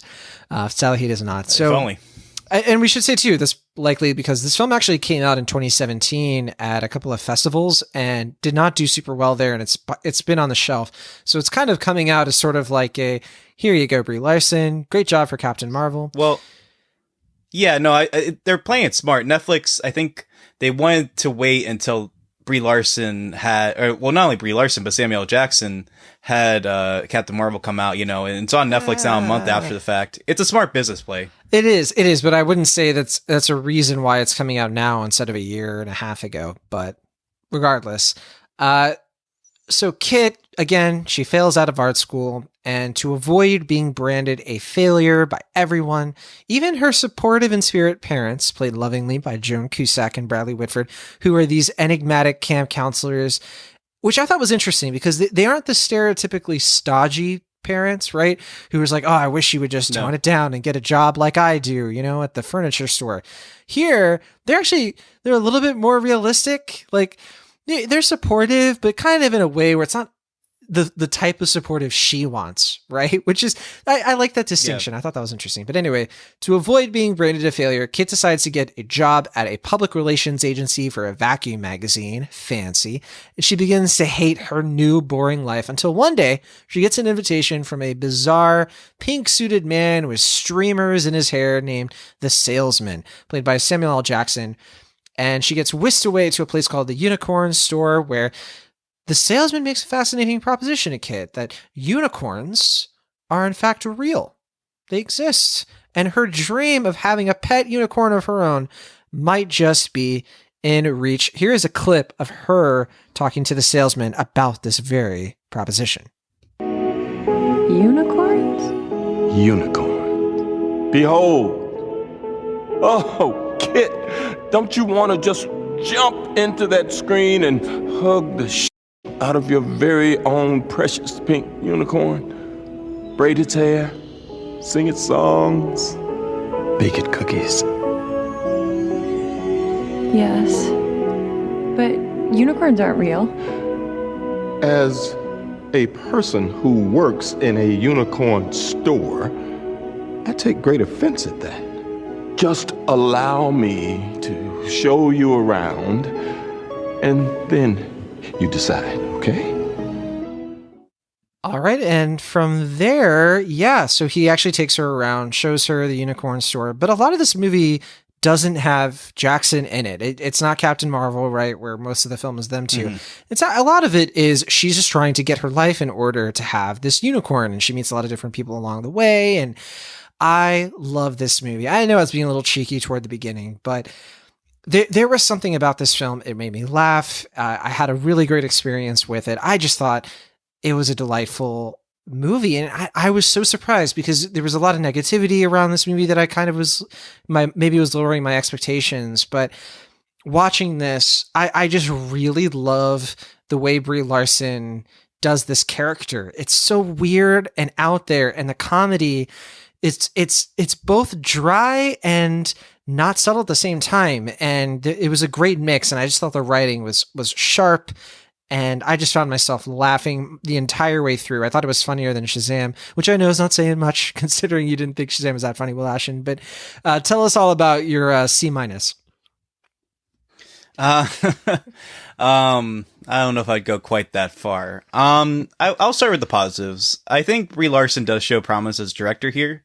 With her first film. I don't even know if she directed anything else besides this? No, this is her first film. I don't even think she's done a short film, as far as I know. I was going to say, I wasn't sure. I mean, she's been working since like childhood as an actress. And I think you can see that, compared to some of her contemporary actors and actresses who jump behind the camera, I think she has a vision for this project. I think that there is potential for her, as a filmmaker that I would like to see realized in other films. But I do think, as far as this film, I don't want to really be mean to it because I don't think it warrants being mean. I think it's just not for me. I just think it's just a little too cutesy, a little too whimsical for my taste. I think the comedy doesn't really work for me. I think the performances are good all around, and I think there's some nice cinematography here, but the way the story is presented, it reminded me of how you described Vox Lux, which obviously is a film I really like and you didn't. And I think the way, if I'm paraphrasing correctly, you said that most of the stuff in that film worked except for the screenplay. Is that fair to say? Yeah, basically. Well, then I also had a lot of issues with Corbett's execution as a director, to be honest. Okay, well, I don't feel that way about Unicorn Store, but I do think that the script here is what's the weakest element. I just didn't think the way that the story is played out. I think it's a little generic. I think it's a touch familiar and cliched even. And I think it feels like a Sundance film that came out or was supposed to come out in 2007, and it somehow got frozen in time and came out here, which is maybe for the best because I think it is talking about some relevant things. And I don't know if it handles everything it wants to say particularly smoothly, but I do applaud Brie Larson for, as a first-time filmmaker, trying to tackle as much as she does in this first film, at least thematically. But as a film, I don't want to spend too much time because I know I don't want to be like the bummer of us two because I just didn't think it was that great. But I didn't hate it, and I think there is potential for this film to be like the Garden State or Swiss Army Man of a new generation, or for audiences who aren't me. But I just didn't really connect with it in any particularly meaningful way, truth be told. So everything you just said, I think, is wrong, but I do want to point to another difference. So the review for Unicorn Store on Cinemaholics was written by Julia Tatey. She did a great job, and she actually had a slightly different take on the relationship between direction and screenplay. She actually really likes the screenplay here, who I forget, I think it was McIntyre, first name Glass. No, sorry. I can't remember the first name of McIntyre who did the script, but she was a big fan of... Was it Samantha? Was it Samantha McIntyre? Maybe it was Samantha McIntyre. So hopefully we got that right. I apologize. I don't have it in front of me. But yeah, Julia's biggest criticism was she actually thought that Larson was a bit too timid as the director. So I'll read a portion of her review. So she said, when Unicorn Store gives way to its thoughtful ideas or allows its bedazzled freak flag to fly, it's a lighthearted romp trying to say something beyond the glitter-clad exterior it purports. As a director, Larson seems untested at this point, but the basics and even glimmers of brilliance are there. So, I agree with that, and I think that I think this is that kind of movie where the comedy does really have to work for you, and I'm so sad to hear that it didn't work for you. I had a feeling this would be the case. I literally, I was like spamming our Cinemaholics groups chat about how ridiculous this movie was making me happy, and I knew Will Ashton that it was something that was probably going to be really specific to me, and it just was. Well, it really was. To be fair, like I don't have strong negative feelings. It just, my negativity is more just like, I recognize this isn't my thing and it's fine. You know, it doesn't need to be my thing. I just am speaking personally. Like I just didn't connect with it in the way you did, or hopefully a lot of other people will. I hope people like this one. I've steered, no pun intended, a lot of people into checking this one out, since it is such an easy thing to check out on Netflix. If it's not your jam, it's not your jam. But yeah, I just thought this was really funny. And I think that part of the thing that it really got to me was I liked how subversive it was being with some things. I know you don't agree with me on some of these points, because we chatted a little bit already about this off the air, that I think that Larson, I think, is specifically written as, I mentioned it earlier, a manic pixie dream girl, but who gets to be the main character. And they sort of make fun of that trope, in my opinion, with this other character they bring in named Virgil, who, you know, is kind of written in a way where he just sort of like lands in her life and all this stuff. And I like how they use that to comedic effect to sort of point out how ridiculous that trope is. And then I also had a read of the film that I've been debating furiously with people that I think that this is all, the whole movie is a big metaphor for something I won't give away. Because I want people to see if they see it without me mentioning it. But it has something to do with what I think the movie's really going for, that has something specific in mind when it comes to young women in their 20s who they feel like failures, or they feel like they can't get anything right. This movie actually really, really captures a very important person in my life who I felt like I was watching her movie happening on screen. And so that definitely played a part in why I think I connected with this one so strongly. So, you know, sure.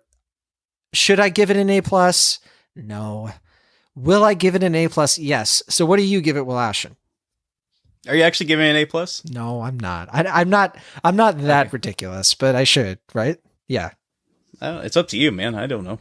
It's your life. Yeah. I don't know. I mean, I don't have too much more to say, but I will say one thing that struck me as kind of odd about this film, just in the way it approached the story, is that typically, and I don't really know if this is a negative or a positive, so I'm just kind of talking this out right now, but I feel like this movie, it kind of takes a medium approach to something that, like with a story like this that's inherently kind of fantastical.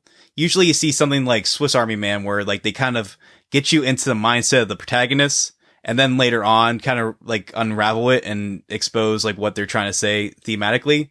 Or you have something, I can't think of an example of this, but like where the film is intentionally kind of distancing itself from its main character and recognizing that she, in this case, would be like kind of in her own head and like not connected to reality. And I find that the movie, it's interesting that it takes a kind of medium approach. Like it kind of sees that like, more likely than not, this isn't going to end the way she wants it to, but it also kind of wants you to buy into like why she wants to believe in this fantasy or how she believes in this fantasy.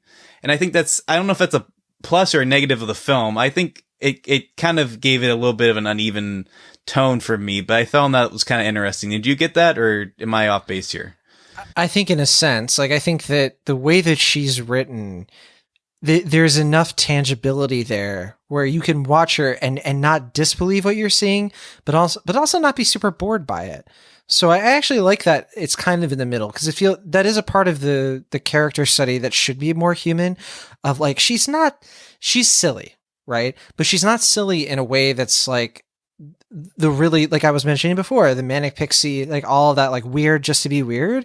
You actually She's get not a like sense that she's weird in a way that's specific to who she really is. Yeah, it's not like a Zoe Deschanel parody of some sort. I was right? literally thinking of her as I was saying that. Yes, 500 Days of Yeah. Summer version in some sense, but then also a little bit of New Girl, a little bit of. Yeah, I was gonna say. I mean, like it kind of feels like a commentary on the films of like 10 years prior, the decade prior. Yeah, like Garden State and films of that, like. Where, I mean, I don't know if it's commenting directly on the manic pixie dream girl stereotype. I don't know if it is. I think that's putting it too much in its own box. Like, I mean, that's like the whole nature of the film is that it doesn't want to be contained in a box. To me, like the metaphor was more about like art versus commerce. And I think that's like a very kind of simplistic read of the film. And I don't want it to, I don't agree. I don't agree with that read on it, but I would like to hear more about it, maybe off the air. Maybe, but yeah, I just looking at the film itself, I can see where you're coming from, and I wish I agreed, because I was actually looking forward to this. I have a soft spot for films that are directed by actors and actresses. I just feel like they become more personal, and just kind of inherently, just by often the actors put themselves in front of the camera in addition to behind it, and you can kind of get a sense that they're putting their own influences not only to the characters but the way that the film is made, and you kind of get a sense of like the way that the character is portrayed that also informs the film itself as far as its presentation is concerned. And you get that sense here. But ultimately, I guess I was thinking a lot about Karen Gillan's film, The Party Just Began, or Party's Just Beginning from last year. And I think for me, it's a little similar, not exactly, but it has kind of similar ideas, especially with characters in their 20s being a bit directionless and not quite sure where they go. And I think for me, I lean more towards that film. That's a little more my speed. That's the kind of film I tend to like. As if we're comparing these two films, I tend to like that one a little bit more in this regard.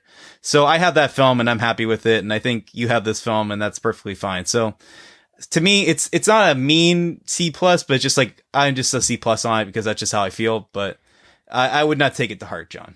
All right. Yeah, a bit of a distance between us, because I really am. I'm like between a B+ and an A-, because I don't see the flaws.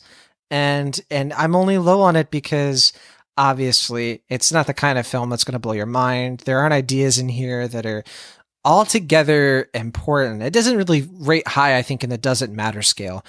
And there's nothing about here in the filmmaking that is necessarily mind-blowing or all that stylistic. I do agree with Julia that the directing style is pretty safe. I think for me, the good stuff is really in the script and in the performances, and that's why it ebbs really close to an A-. But yeah, I guess I can't say it's a must-see, because I don't think it's something that everyone's going to click with. So I think B+ sounds about right, where I think the people who give it a chance, I think are going to get something out of it.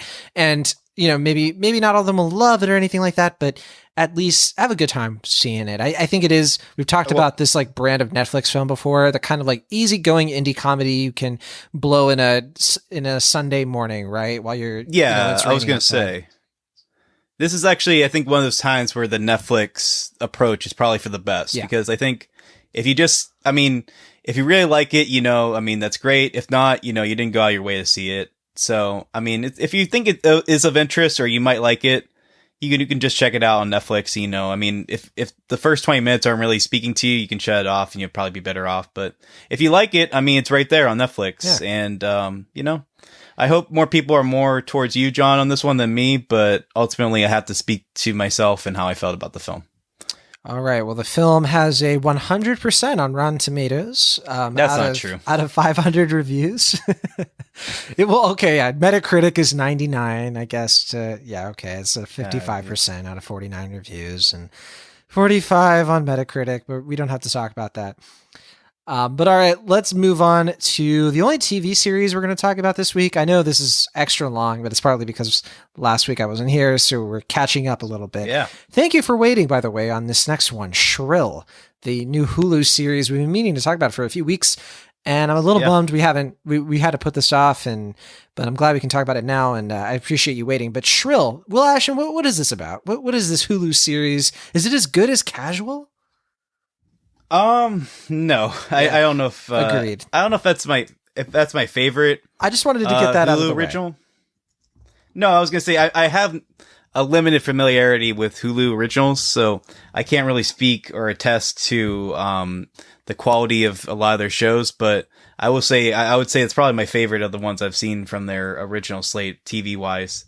But I really Shrill, like Casual too, but I think my favorite would probably have to be Misfits. Although that's not a Hulu original, I guess that was. I was gonna BBC. say that's a Okay, yeah. regardless. Difficult People, there it is. That's a good one. Okay, yeah, I've been meaning to watch Difficult People. I'm actually afraid. I'm afraid to say I'm behind on that one. So, anyway, Shrill is based on the book of the same name by Lindy West, who does play a writing role, I think, on the show. Right, she wrote the first 2 episodes or co-wrote them with the creators of the show, which is A.D. Bryant, who is the lead of the show, and then Alexandra Rushfield. The show itself is focused on a woman in Portland played by A.D. Bryant, and her character's name is Annie, who is, she's a writer, or she's not an intern, right? Or a temp. Yeah, she's a writer. Portland, She does like the calendar or something like that. Yeah, she's like kind of like low on the totem pole of this alt weekly Portland publication. And, you know, like a lot of people in their 20s, she's trying to prove herself.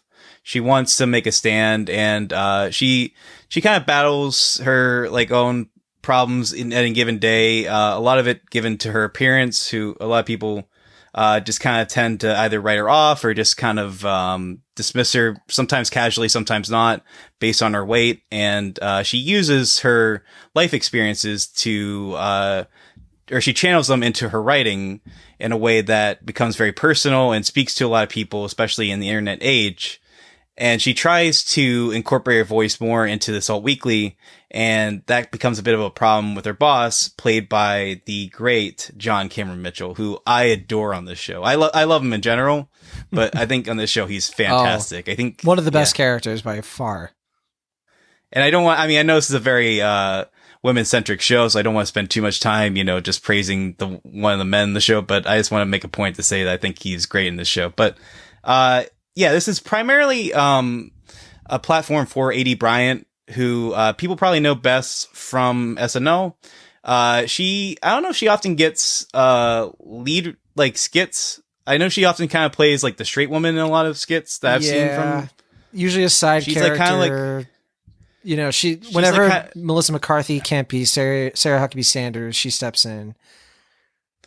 Yeah, I mean, I know that she plays a lot of characters on SNL where she's like the woman who's like kind of quietly keeping it together. Mm-hmm. Like that's kind of like been her type a lot. I've seen like as far as like what skits she plays in the show. And I think that kind of comes into here. Like she is a woman who's clearly dealing with a lot of pain and heartbreak throughout years of just like people dismissing her unjustly. And I think it's a really good performance for her. And I think as a showcase for her talents, especially given that, as we alluded to, I think SNL, she tends to get overlooked sometimes as far as what she contributes to the show. And I think it's good that she has this Hulu series to prove her talents. I just kind of wish the show itself was a little stronger, or that I felt a little more strongly about the show itself. Cause I think it's solid. It's good. I liked it. I enjoyed the 6 episodes. I believe there were 6, that we saw, but I kept waiting for that point where I loved it or that I really liked it. And I think I just kept getting to the point where I was just liking it. And I don't know if you feel that same way or not, John. Well, real quick, I do have a clip for this one too. Oh yeah. Sorry. I forgot. Yeah. Yeah. Just jumped right into the review. I like it though. Yeah, and I should say too, I've seen the first 5 episodes, so I have 1 episode left. Oh, okay. Yeah, and I've made up my mind on what I think about the show at this point, but I will finish it. But here's a quick clip. This is from the first episode, and in it, she just had like an afternoon delight encounter with her sort of the guy she's hooking up with. His name is what, Ryan? And here's what's going on right after the fact. And it kind of illustrates the way she's treated. I guess this is a pretty good indicator of what people think of her. Here's a clip. I'm glad I got to see you. Me too. That was cool. Yeah. Hey, my roommates are here, so... Oh, your brother and Pete? I really want to meet them. Yeah, and you will, like, definitely, but maybe not today. I don't have to explain my love life to those clowns. Totally. Yeah. Sure. Hey, you're cool with going out the back again, right? Yeah.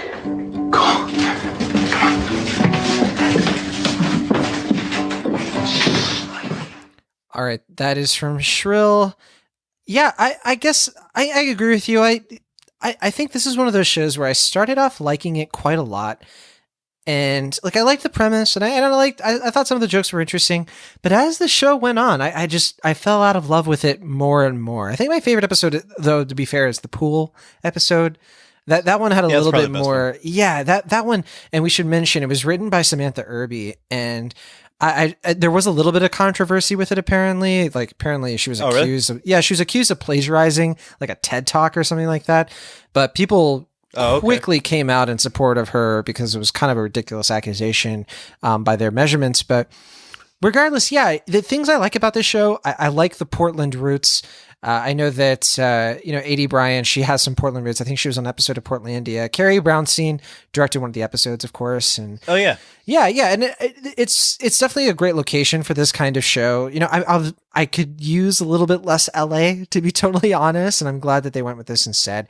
And to be honest. I was going to say it does remind me at sometimes of the Girls earlier seasons, like the earlier seasons of Girls, and that has like kind of like that same kind of satiric wit to it. And I think that having it in Portland as opposed to like New York or LA does kind of inform the show in a good way. Okay. Did you mean to say satirical? Yeah. Okay. Sorry. Satirite. I was like, satellite? What? Anyway. Sorry, I'm getting a little tired, but yeah, go ahead. We're almost done. But yeah, I agree with you too. I mean, I think John Cameron Mitchell does great work here. I think Lolly Adefope is, who plays the best friend. She gets some really great lines. I like that she even like looks at the camera at one point basically and is like, okay, she's my best friend, but she's been selfish lately. And like the whole show has been about her when like clearly like she has things going on in her life, but she of course is like, this has to be the supportive friend. So I like some of the interesting writing. She was, she's great on Miracle Workers as well. So I'm really enjoying her work of late. Oh, I didn't know she was on Miracle Workers. I know she's a better known stand-up comedian across the pond in England. So it's interesting to see her popping up more and more over here in the States, but, yeah, it's fine. I think Luca Jones plays her boyfriend, Annie's boyfriend, Ryan, and he really is hit or miss with me as a character. Oh, really? And I think that's why I hate the show as it goes intentionally, on. Yeah. He's just such a. I agree so much with Fran in the show, who just like wants nothing to do with him, and I get what they're going for. I get what they're trying to say with his character. I think I'm just bitter because like his Alcatraz podcast sounds awesome, and I just wish that we had come up with it first. Talking Traz, but I actually kind of liked Ryan. Like as far as his character is concerned, that's one of the things I think I like more as the show progressed. Is that I think he becomes a little more fully realized. He feels a little more human. I think you can understand his thought process a little more, and you see the lighter or more likable side of him, I think, as the show goes on. The character didn't really work for me though, and I don't know her name, but the assistant lady, like the assistant to John Cameron Mitchell, she like feels like the producers or somebody at Hulu was like, we need a little more raunch in the show. Just have her just say something outrageous. And it never feels natural. It just feels like, cause like most of the show is fairly sweet and it has kind of like this, like nuanced look at things. And it has like this kind of like, you know, like casual, like both the show casual and just like in terms of style, casual approach. And then you'll have like a character like her and she'll just say something that feels very written and very like out of nowhere in a way that's supposed to be funny, but just kind of came off as like out of nowhere or just like off. Like it didn't feel natural to the scene at any point. And I think that's the one supporting character, I mean, that didn't quite click for me. Well, it took us a quite a few movies, but we finally have arrived on one where I think you and our opinions are basically in sync on this. Yeah, I think that it's a show, but a show. I especially though, if you really look at like Crazy Ex-Girlfriend just had its finale. I haven't seen it yet. I'm not emotionally ready. But Crazy Ex-Girlfriend is such a better show in a lot of ways in terms of some of the subject matter it goes through, the way it satirizes things. And I do see potential here, though. I'll watch another season, right? Like, I don't think it's bad. I just think that it definitely never impressed me. And I think that's what you were kind of saying as well. Or like, I never found myself loving it like the way I love casual, right? So I definitely want to see more, and I think that A.D. Bryant is good here. I just think some of the episodes, you can really tell they're written by a lot of different people. Almost a different person wrote every episode. Yeah. And I think it could use a little bit more stability. And I think Lindy West in particular, maybe she could have had a heavier hand. Samantha Irby too. Hire her to do like the whole thing if you can. I think that they were more stand out to me than some of the others.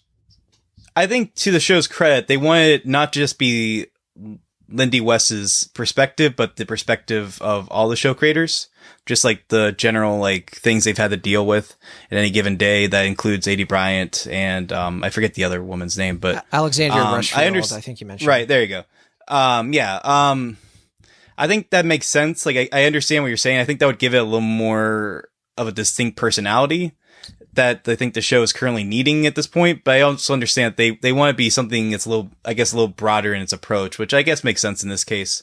So yeah, I do think though that bring it back to casual. I think I do like the first season of Casual, but I also think it didn't get really, really good until season 2. Like that's when it's like, okay, this is like the show knows what it is and it's leaning all in on it. And I'm hoping that's where Shrill comes in with season 2. Like it finally kind of figures out all the little things it wants to do and just tightens it up in the exact way that it wants to be. So yeah, I'm hopeful. I think this show has promise. I just kind of wish this first season was a little stronger for me than it ultimately was.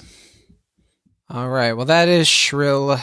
And yeah, I mean, I think critics like it fine. We don't usually review or give letter grades to shows, but with that said, let's move on to our final review of the week. Oh boy. And I think we're ending on a really good note here. The Inventor, Out for Blood in Silicon Valley. I didn't know if we were going to get to this one or not, so I'm excited we are. We had to do it. And I'm allowing us to, this is probably going to be the longest episode of Cinemaholics ever at this point, right? I like that yeah, I like that last week we were touting that we were going to have a 2-hour episode. We didn't even get that far, and this one we just naturally just went well past that at this point. So yeah, I'm excited. A lot of movies to talk about, of course. For what movies you talked about, I thought that you and Corey really stretched it out. But all right, let's wrap things up here. Potentially, yeah. Thank goodness for the show notes, right? So The Inventor, Out for Blood in Silicon Valley is a new HBO documentary. It actually came out recently, or it came out 2 weeks ago? So we're just now getting to it.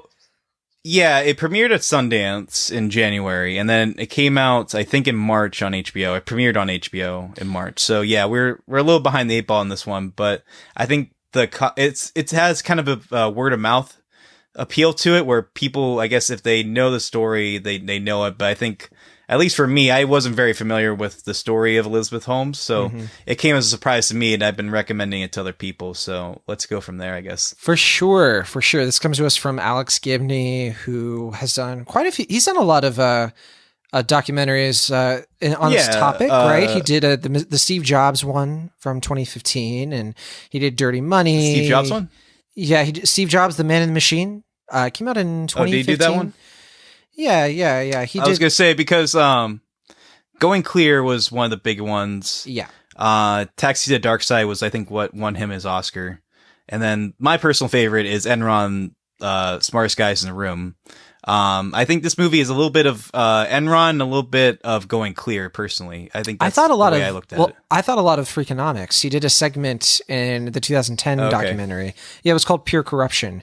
But so I think this documentary was a really good choice for him. I think that the subject matter really makes sense. But let's talk about it. So for our last review, we're going to HBO, right? Which I think so we went from movies to streaming movies to a streaming show to a streaming documentary. So I think the succession worked out. But as a lot of our listeners know, Silicon Valley, that's where I live. That's where I work. So this was yet another another spring film that hit home for me. We've had a lot in recent succession. We had Us, I think, of course, and then Bumblebee, and I don't know. I'm ready for. I know I said before it's like Portland and all that, and let's go back to Portland. Let's do that. Let's do Seattle. I'm ready for that. I'm tired of this. I don't want.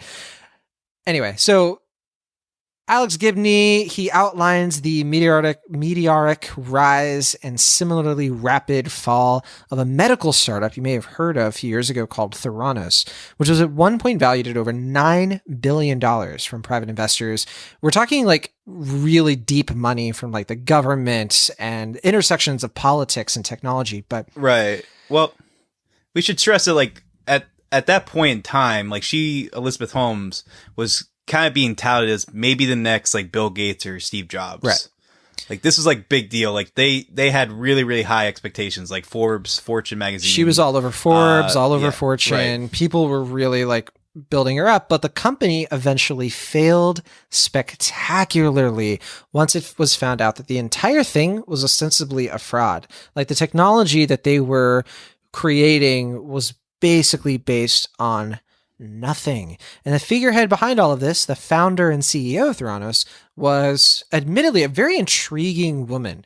You know, as soon as you hear her talk in this documentary, you really get the sense of like, wow, this is somebody who really commanded a charisma over people. But her name is Elizabeth Holmes. She dropped out of Stanford at age 19 and basically sold this story on how she could revolutionize blood work and lab tests using technology to make it cheaper and more accessible. And basically you could do just like a finger prick instead of like filling up like, bags of blood. The cast of What We Do in the Shadows was probably very against this company taking off. So her story is absolutely fascinating, and especially in light of a lot of other recent scam styled shady business documentaries we've seen, like the Fire documentaries, the Fire Festival ones. From I was going to bring this up. Yeah. So we have a clip here featuring behavior economist Dan Ariely, who nicely summarizes what this documentary really is getting to the heart of. For me, this was a story of how people get trapped over time with trading off human values. And then the way that they traded off those values changed them as people and things go down. So part of it was trying to understand, and I think this is part of the story, is the journey of Elizabeth. Some people take a path trying to do positive things for the world, right? There's nobody questions that her motives were positive, but end up being something bad. How do we react to this? You can look at her at the end and say, how could she do this? But I think that would miss the point if you don't understand the journey. If you look at her from the beginning, it will be a cautionary tale about all of us. All right, well, Ashton, I can imagine somebody listening to this, they made it this far in Cinemaholics this week, and they're like, well, didn't you just give it away? Did you give it away that this failed? And no, I mean, it's revealed pretty early on. I think you can sort of discern that this thing it's the thesis of the film at the beginning. Yeah. Right. So how do you, what's your review of this film in light of that? Like, what do you think the value is in seeing a film where you kind of know where things end up?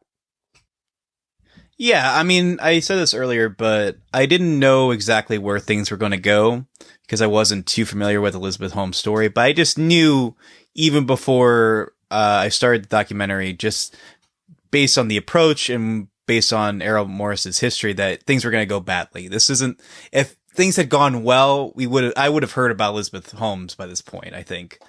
But I approached the film basically as a newcomer to the story, not 100% sure where things were going to go, but certainly intrigued based on what we were given here. And I think as a film, as a documentary in that respect, I think it's solid. I think it's intriguing. It'd be hard to tell a story and not be intrigued by it. I think it's just good material for a documentary, and I think Alex Gibney has kind of proven himself efficient at making this type of story. But you said earlier that you felt like he was the right person for the job, and I agree, and I kind of don't, in the sense that I think in the general scheme of things, yes, I think he has proven himself efficient at telling this type of story just based on his past films and past subject matters. But I also think that I don't think he's working at autopilot, but I don't think he really dives too deep into what the implications of the story is. He sometimes does, but I think there's a broader film here, maybe something that's a little more willing to kind of touch maybe the humor, or maybe just something that would make it a little more lasting or a little more intriguing as far as the approach.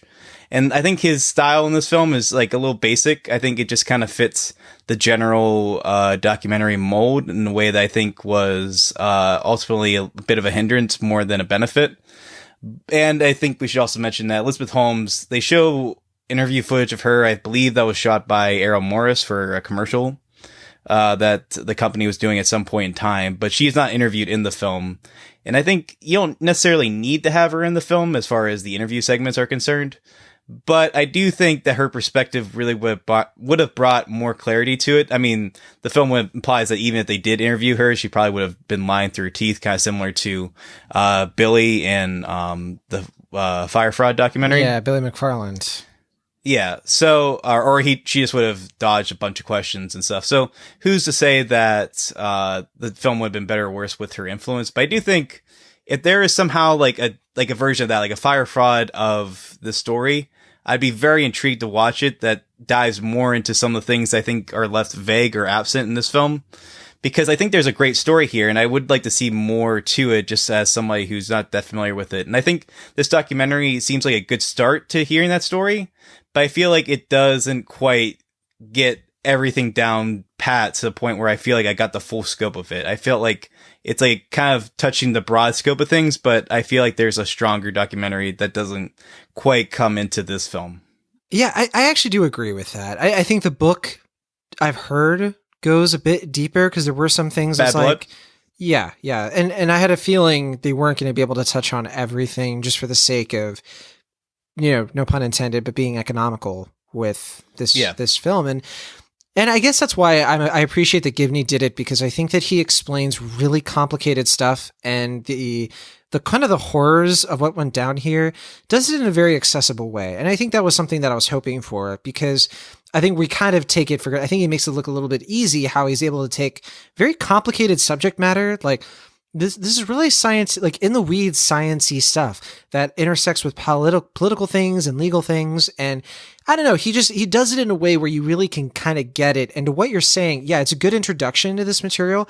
Like if you really, like you're saying, like have no entry point here, you don't know a lot of what happened, and you're curious, but you're not sold that you want to really spend a lot of time on this subject, this documentary is a great starting point. And I think you're totally right. It could use a good companion piece, whether that be the book, or maybe that could be a follow-up documentary that, like you're saying, can go even deeper, and maybe later in the future when we have even more perspective, because these events are still pretty fresh. Yeah, I mean, it gets like the gist of it. I think if you just want the broad scope of what happened here, you'll get it in this documentary. But yeah, it's, as a viewer who really was like kind of fascinated in certain points as far as like what happened here, I did find myself a little disappointed that I wasn't willing to go that much deeper into what happened here. Yeah, but I guess to what I'm saying, I think that it does rely a lot on employees who worked there. It relies a lot on the journalists who kind of blew this thing wide open, and it spends a lot of time with them, and it spends a lot of time just sort of explaining really complicated things. And I think that you need a lot of setup. You need a lot of like chronologically, like how people were bamboozled so easily.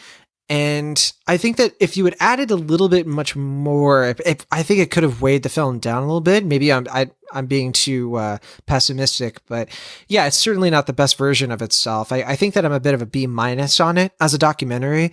Definitely worth checking out. Definitely something that's going to probably pique your interest. But yeah, just be aware that you're not getting the full story. Not in the sense that there's another side to this story morality wise, but yeah, I think that there are going to be like some people worth talking to in the orbit of this situation who either can't talk about things right now because of certain legal things that are going on, or because, yeah, they just chose to go with like a smaller group of people.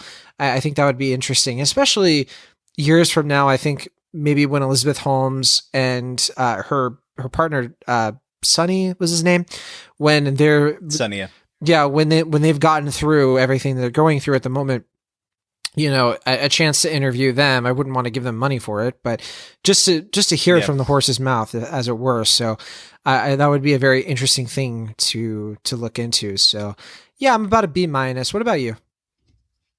Yeah, I'm not far from it. I was between a B and a B-. I think ultimately I'm going to give it a high B- just because for the reasons I suggested. I just don't think it quite gets to good territory, just because I think there's a lot here that's a little lacking, or that I felt like could have been stronger, or communicated a little more thoroughly. But as a film, like I said, as an introduction to the story, and if I think any listener who is intrigued by the story and comes at it similar to me, like having not really been familiar with what happened, you'll, I think, get something out of this. If you have been following the story, read the Wall Street Journal expose, read the book, or anything like that, you're probably not going to get anything out of this documentary. It's going to feel like old hat. But yeah, I think for me personally, I got a good bit of intrigue in here, and I think the story is just compelling enough to the point where I wasn't ever bored by it, for sure. Like, I was definitely invested throughout. And while the structure of the film felt a little familiar by Gibney standards, I do think when he's on, I think he's on. So yeah, I thought this was a pretty solid film, if not quite the best we've seen from him. I think that's right. I really appreciate documentaries like this that point out some of the really weird and dark stuff coming out of Silicon Valley right now, and startups in general, where you have people so willing to break the rules because they've seen another company do it, and they think that excuse really, they think that excuses really bad behavior. And especially in in this situation where it's not just money. I mean, people's lives are on the line here. And that just really adds an imperative. Yeah, that adds an imperative to make a documentary in the first place that a lot of people can see. And I just hope there's like some awareness that gets out of this movie where people are like not as so easily trusting of companies and businesses who will say anything to, raise money and invest and get investors involved. And yeah, I think it's the kind of film that it's certainly, there's some political things you can grab onto here, definitely in a bipartisan way, and in ways where people who have power in politics are so willing to sort of, just shrug off certain things, not really investigate. And this is a good documentary, in terms of like celebrating good journalism. I think it was the Wall Street Journal that really looked into this, and, them doing their due diligence and kind of standing up to big, powerful figures who were trying to squash this. Yeah. I believe the person who wrote the Wall Street Journal article also wrote the book you're referring to, Bad Blood, if I'm not mistaken. Yeah. So I forget his name. I don't know it off the top of my head, but I believe that's the same person. So just wanted to make that clear. Yeah, it's a John something, I want to say. John Negroni. Something like that, yeah. My alter ear. You wrote the book. Wow. Finally came out, yeah. Oh, wow. But yeah, so that is The Inventor, Out for Blood, and Silicon Valley. We both think it's basically worth a watch. B- from the two of us. It happened after over 2 hours of Cinemaholics goodness. You and I finally have the same grade on something. I was gonna say, yeah. I have 1 point to make on The Inventor that dragged this episode out. And it's just a nonsense point that I just wanted to make before I forget. I think this movie has my second favorite needle drop of MC Hammer's "Can't Touch This," just in cinematic history. The first one still being Kung Pao Enter the Fist. So I like it. Yeah. All right. Yeah. So that's just my last point on The Inventor. All right. That's The Inventor. Thank you so much for listening to a supersized episode of Cinemaholics. With that, we will say goodbye for now. Next week, we have, again, a lot of reviews to get to. We'll try to keep it short, though, by comparison. Barry Season 2 just came out, so hopefully we'll be catching up on that. Well, Ashton, you just saw Missing Link, so you'll be able to talk about that film next week. Yeah. I saw Breakthrough, and then we'll also talk about Dragged Across Concrete. And can I talk about that? Huh? Yeah, finally. I said, can I actually talk about that? I hope so. Yeah, I mean, I think you're the only one who saw it, and you saw it in pieces apparently. And then also there is Hellboy, which will be probably the big movie for next week, I think, and then after. So we'll have to narrow it down from there. But that's everything on the docket for next week. Until then, go ahead.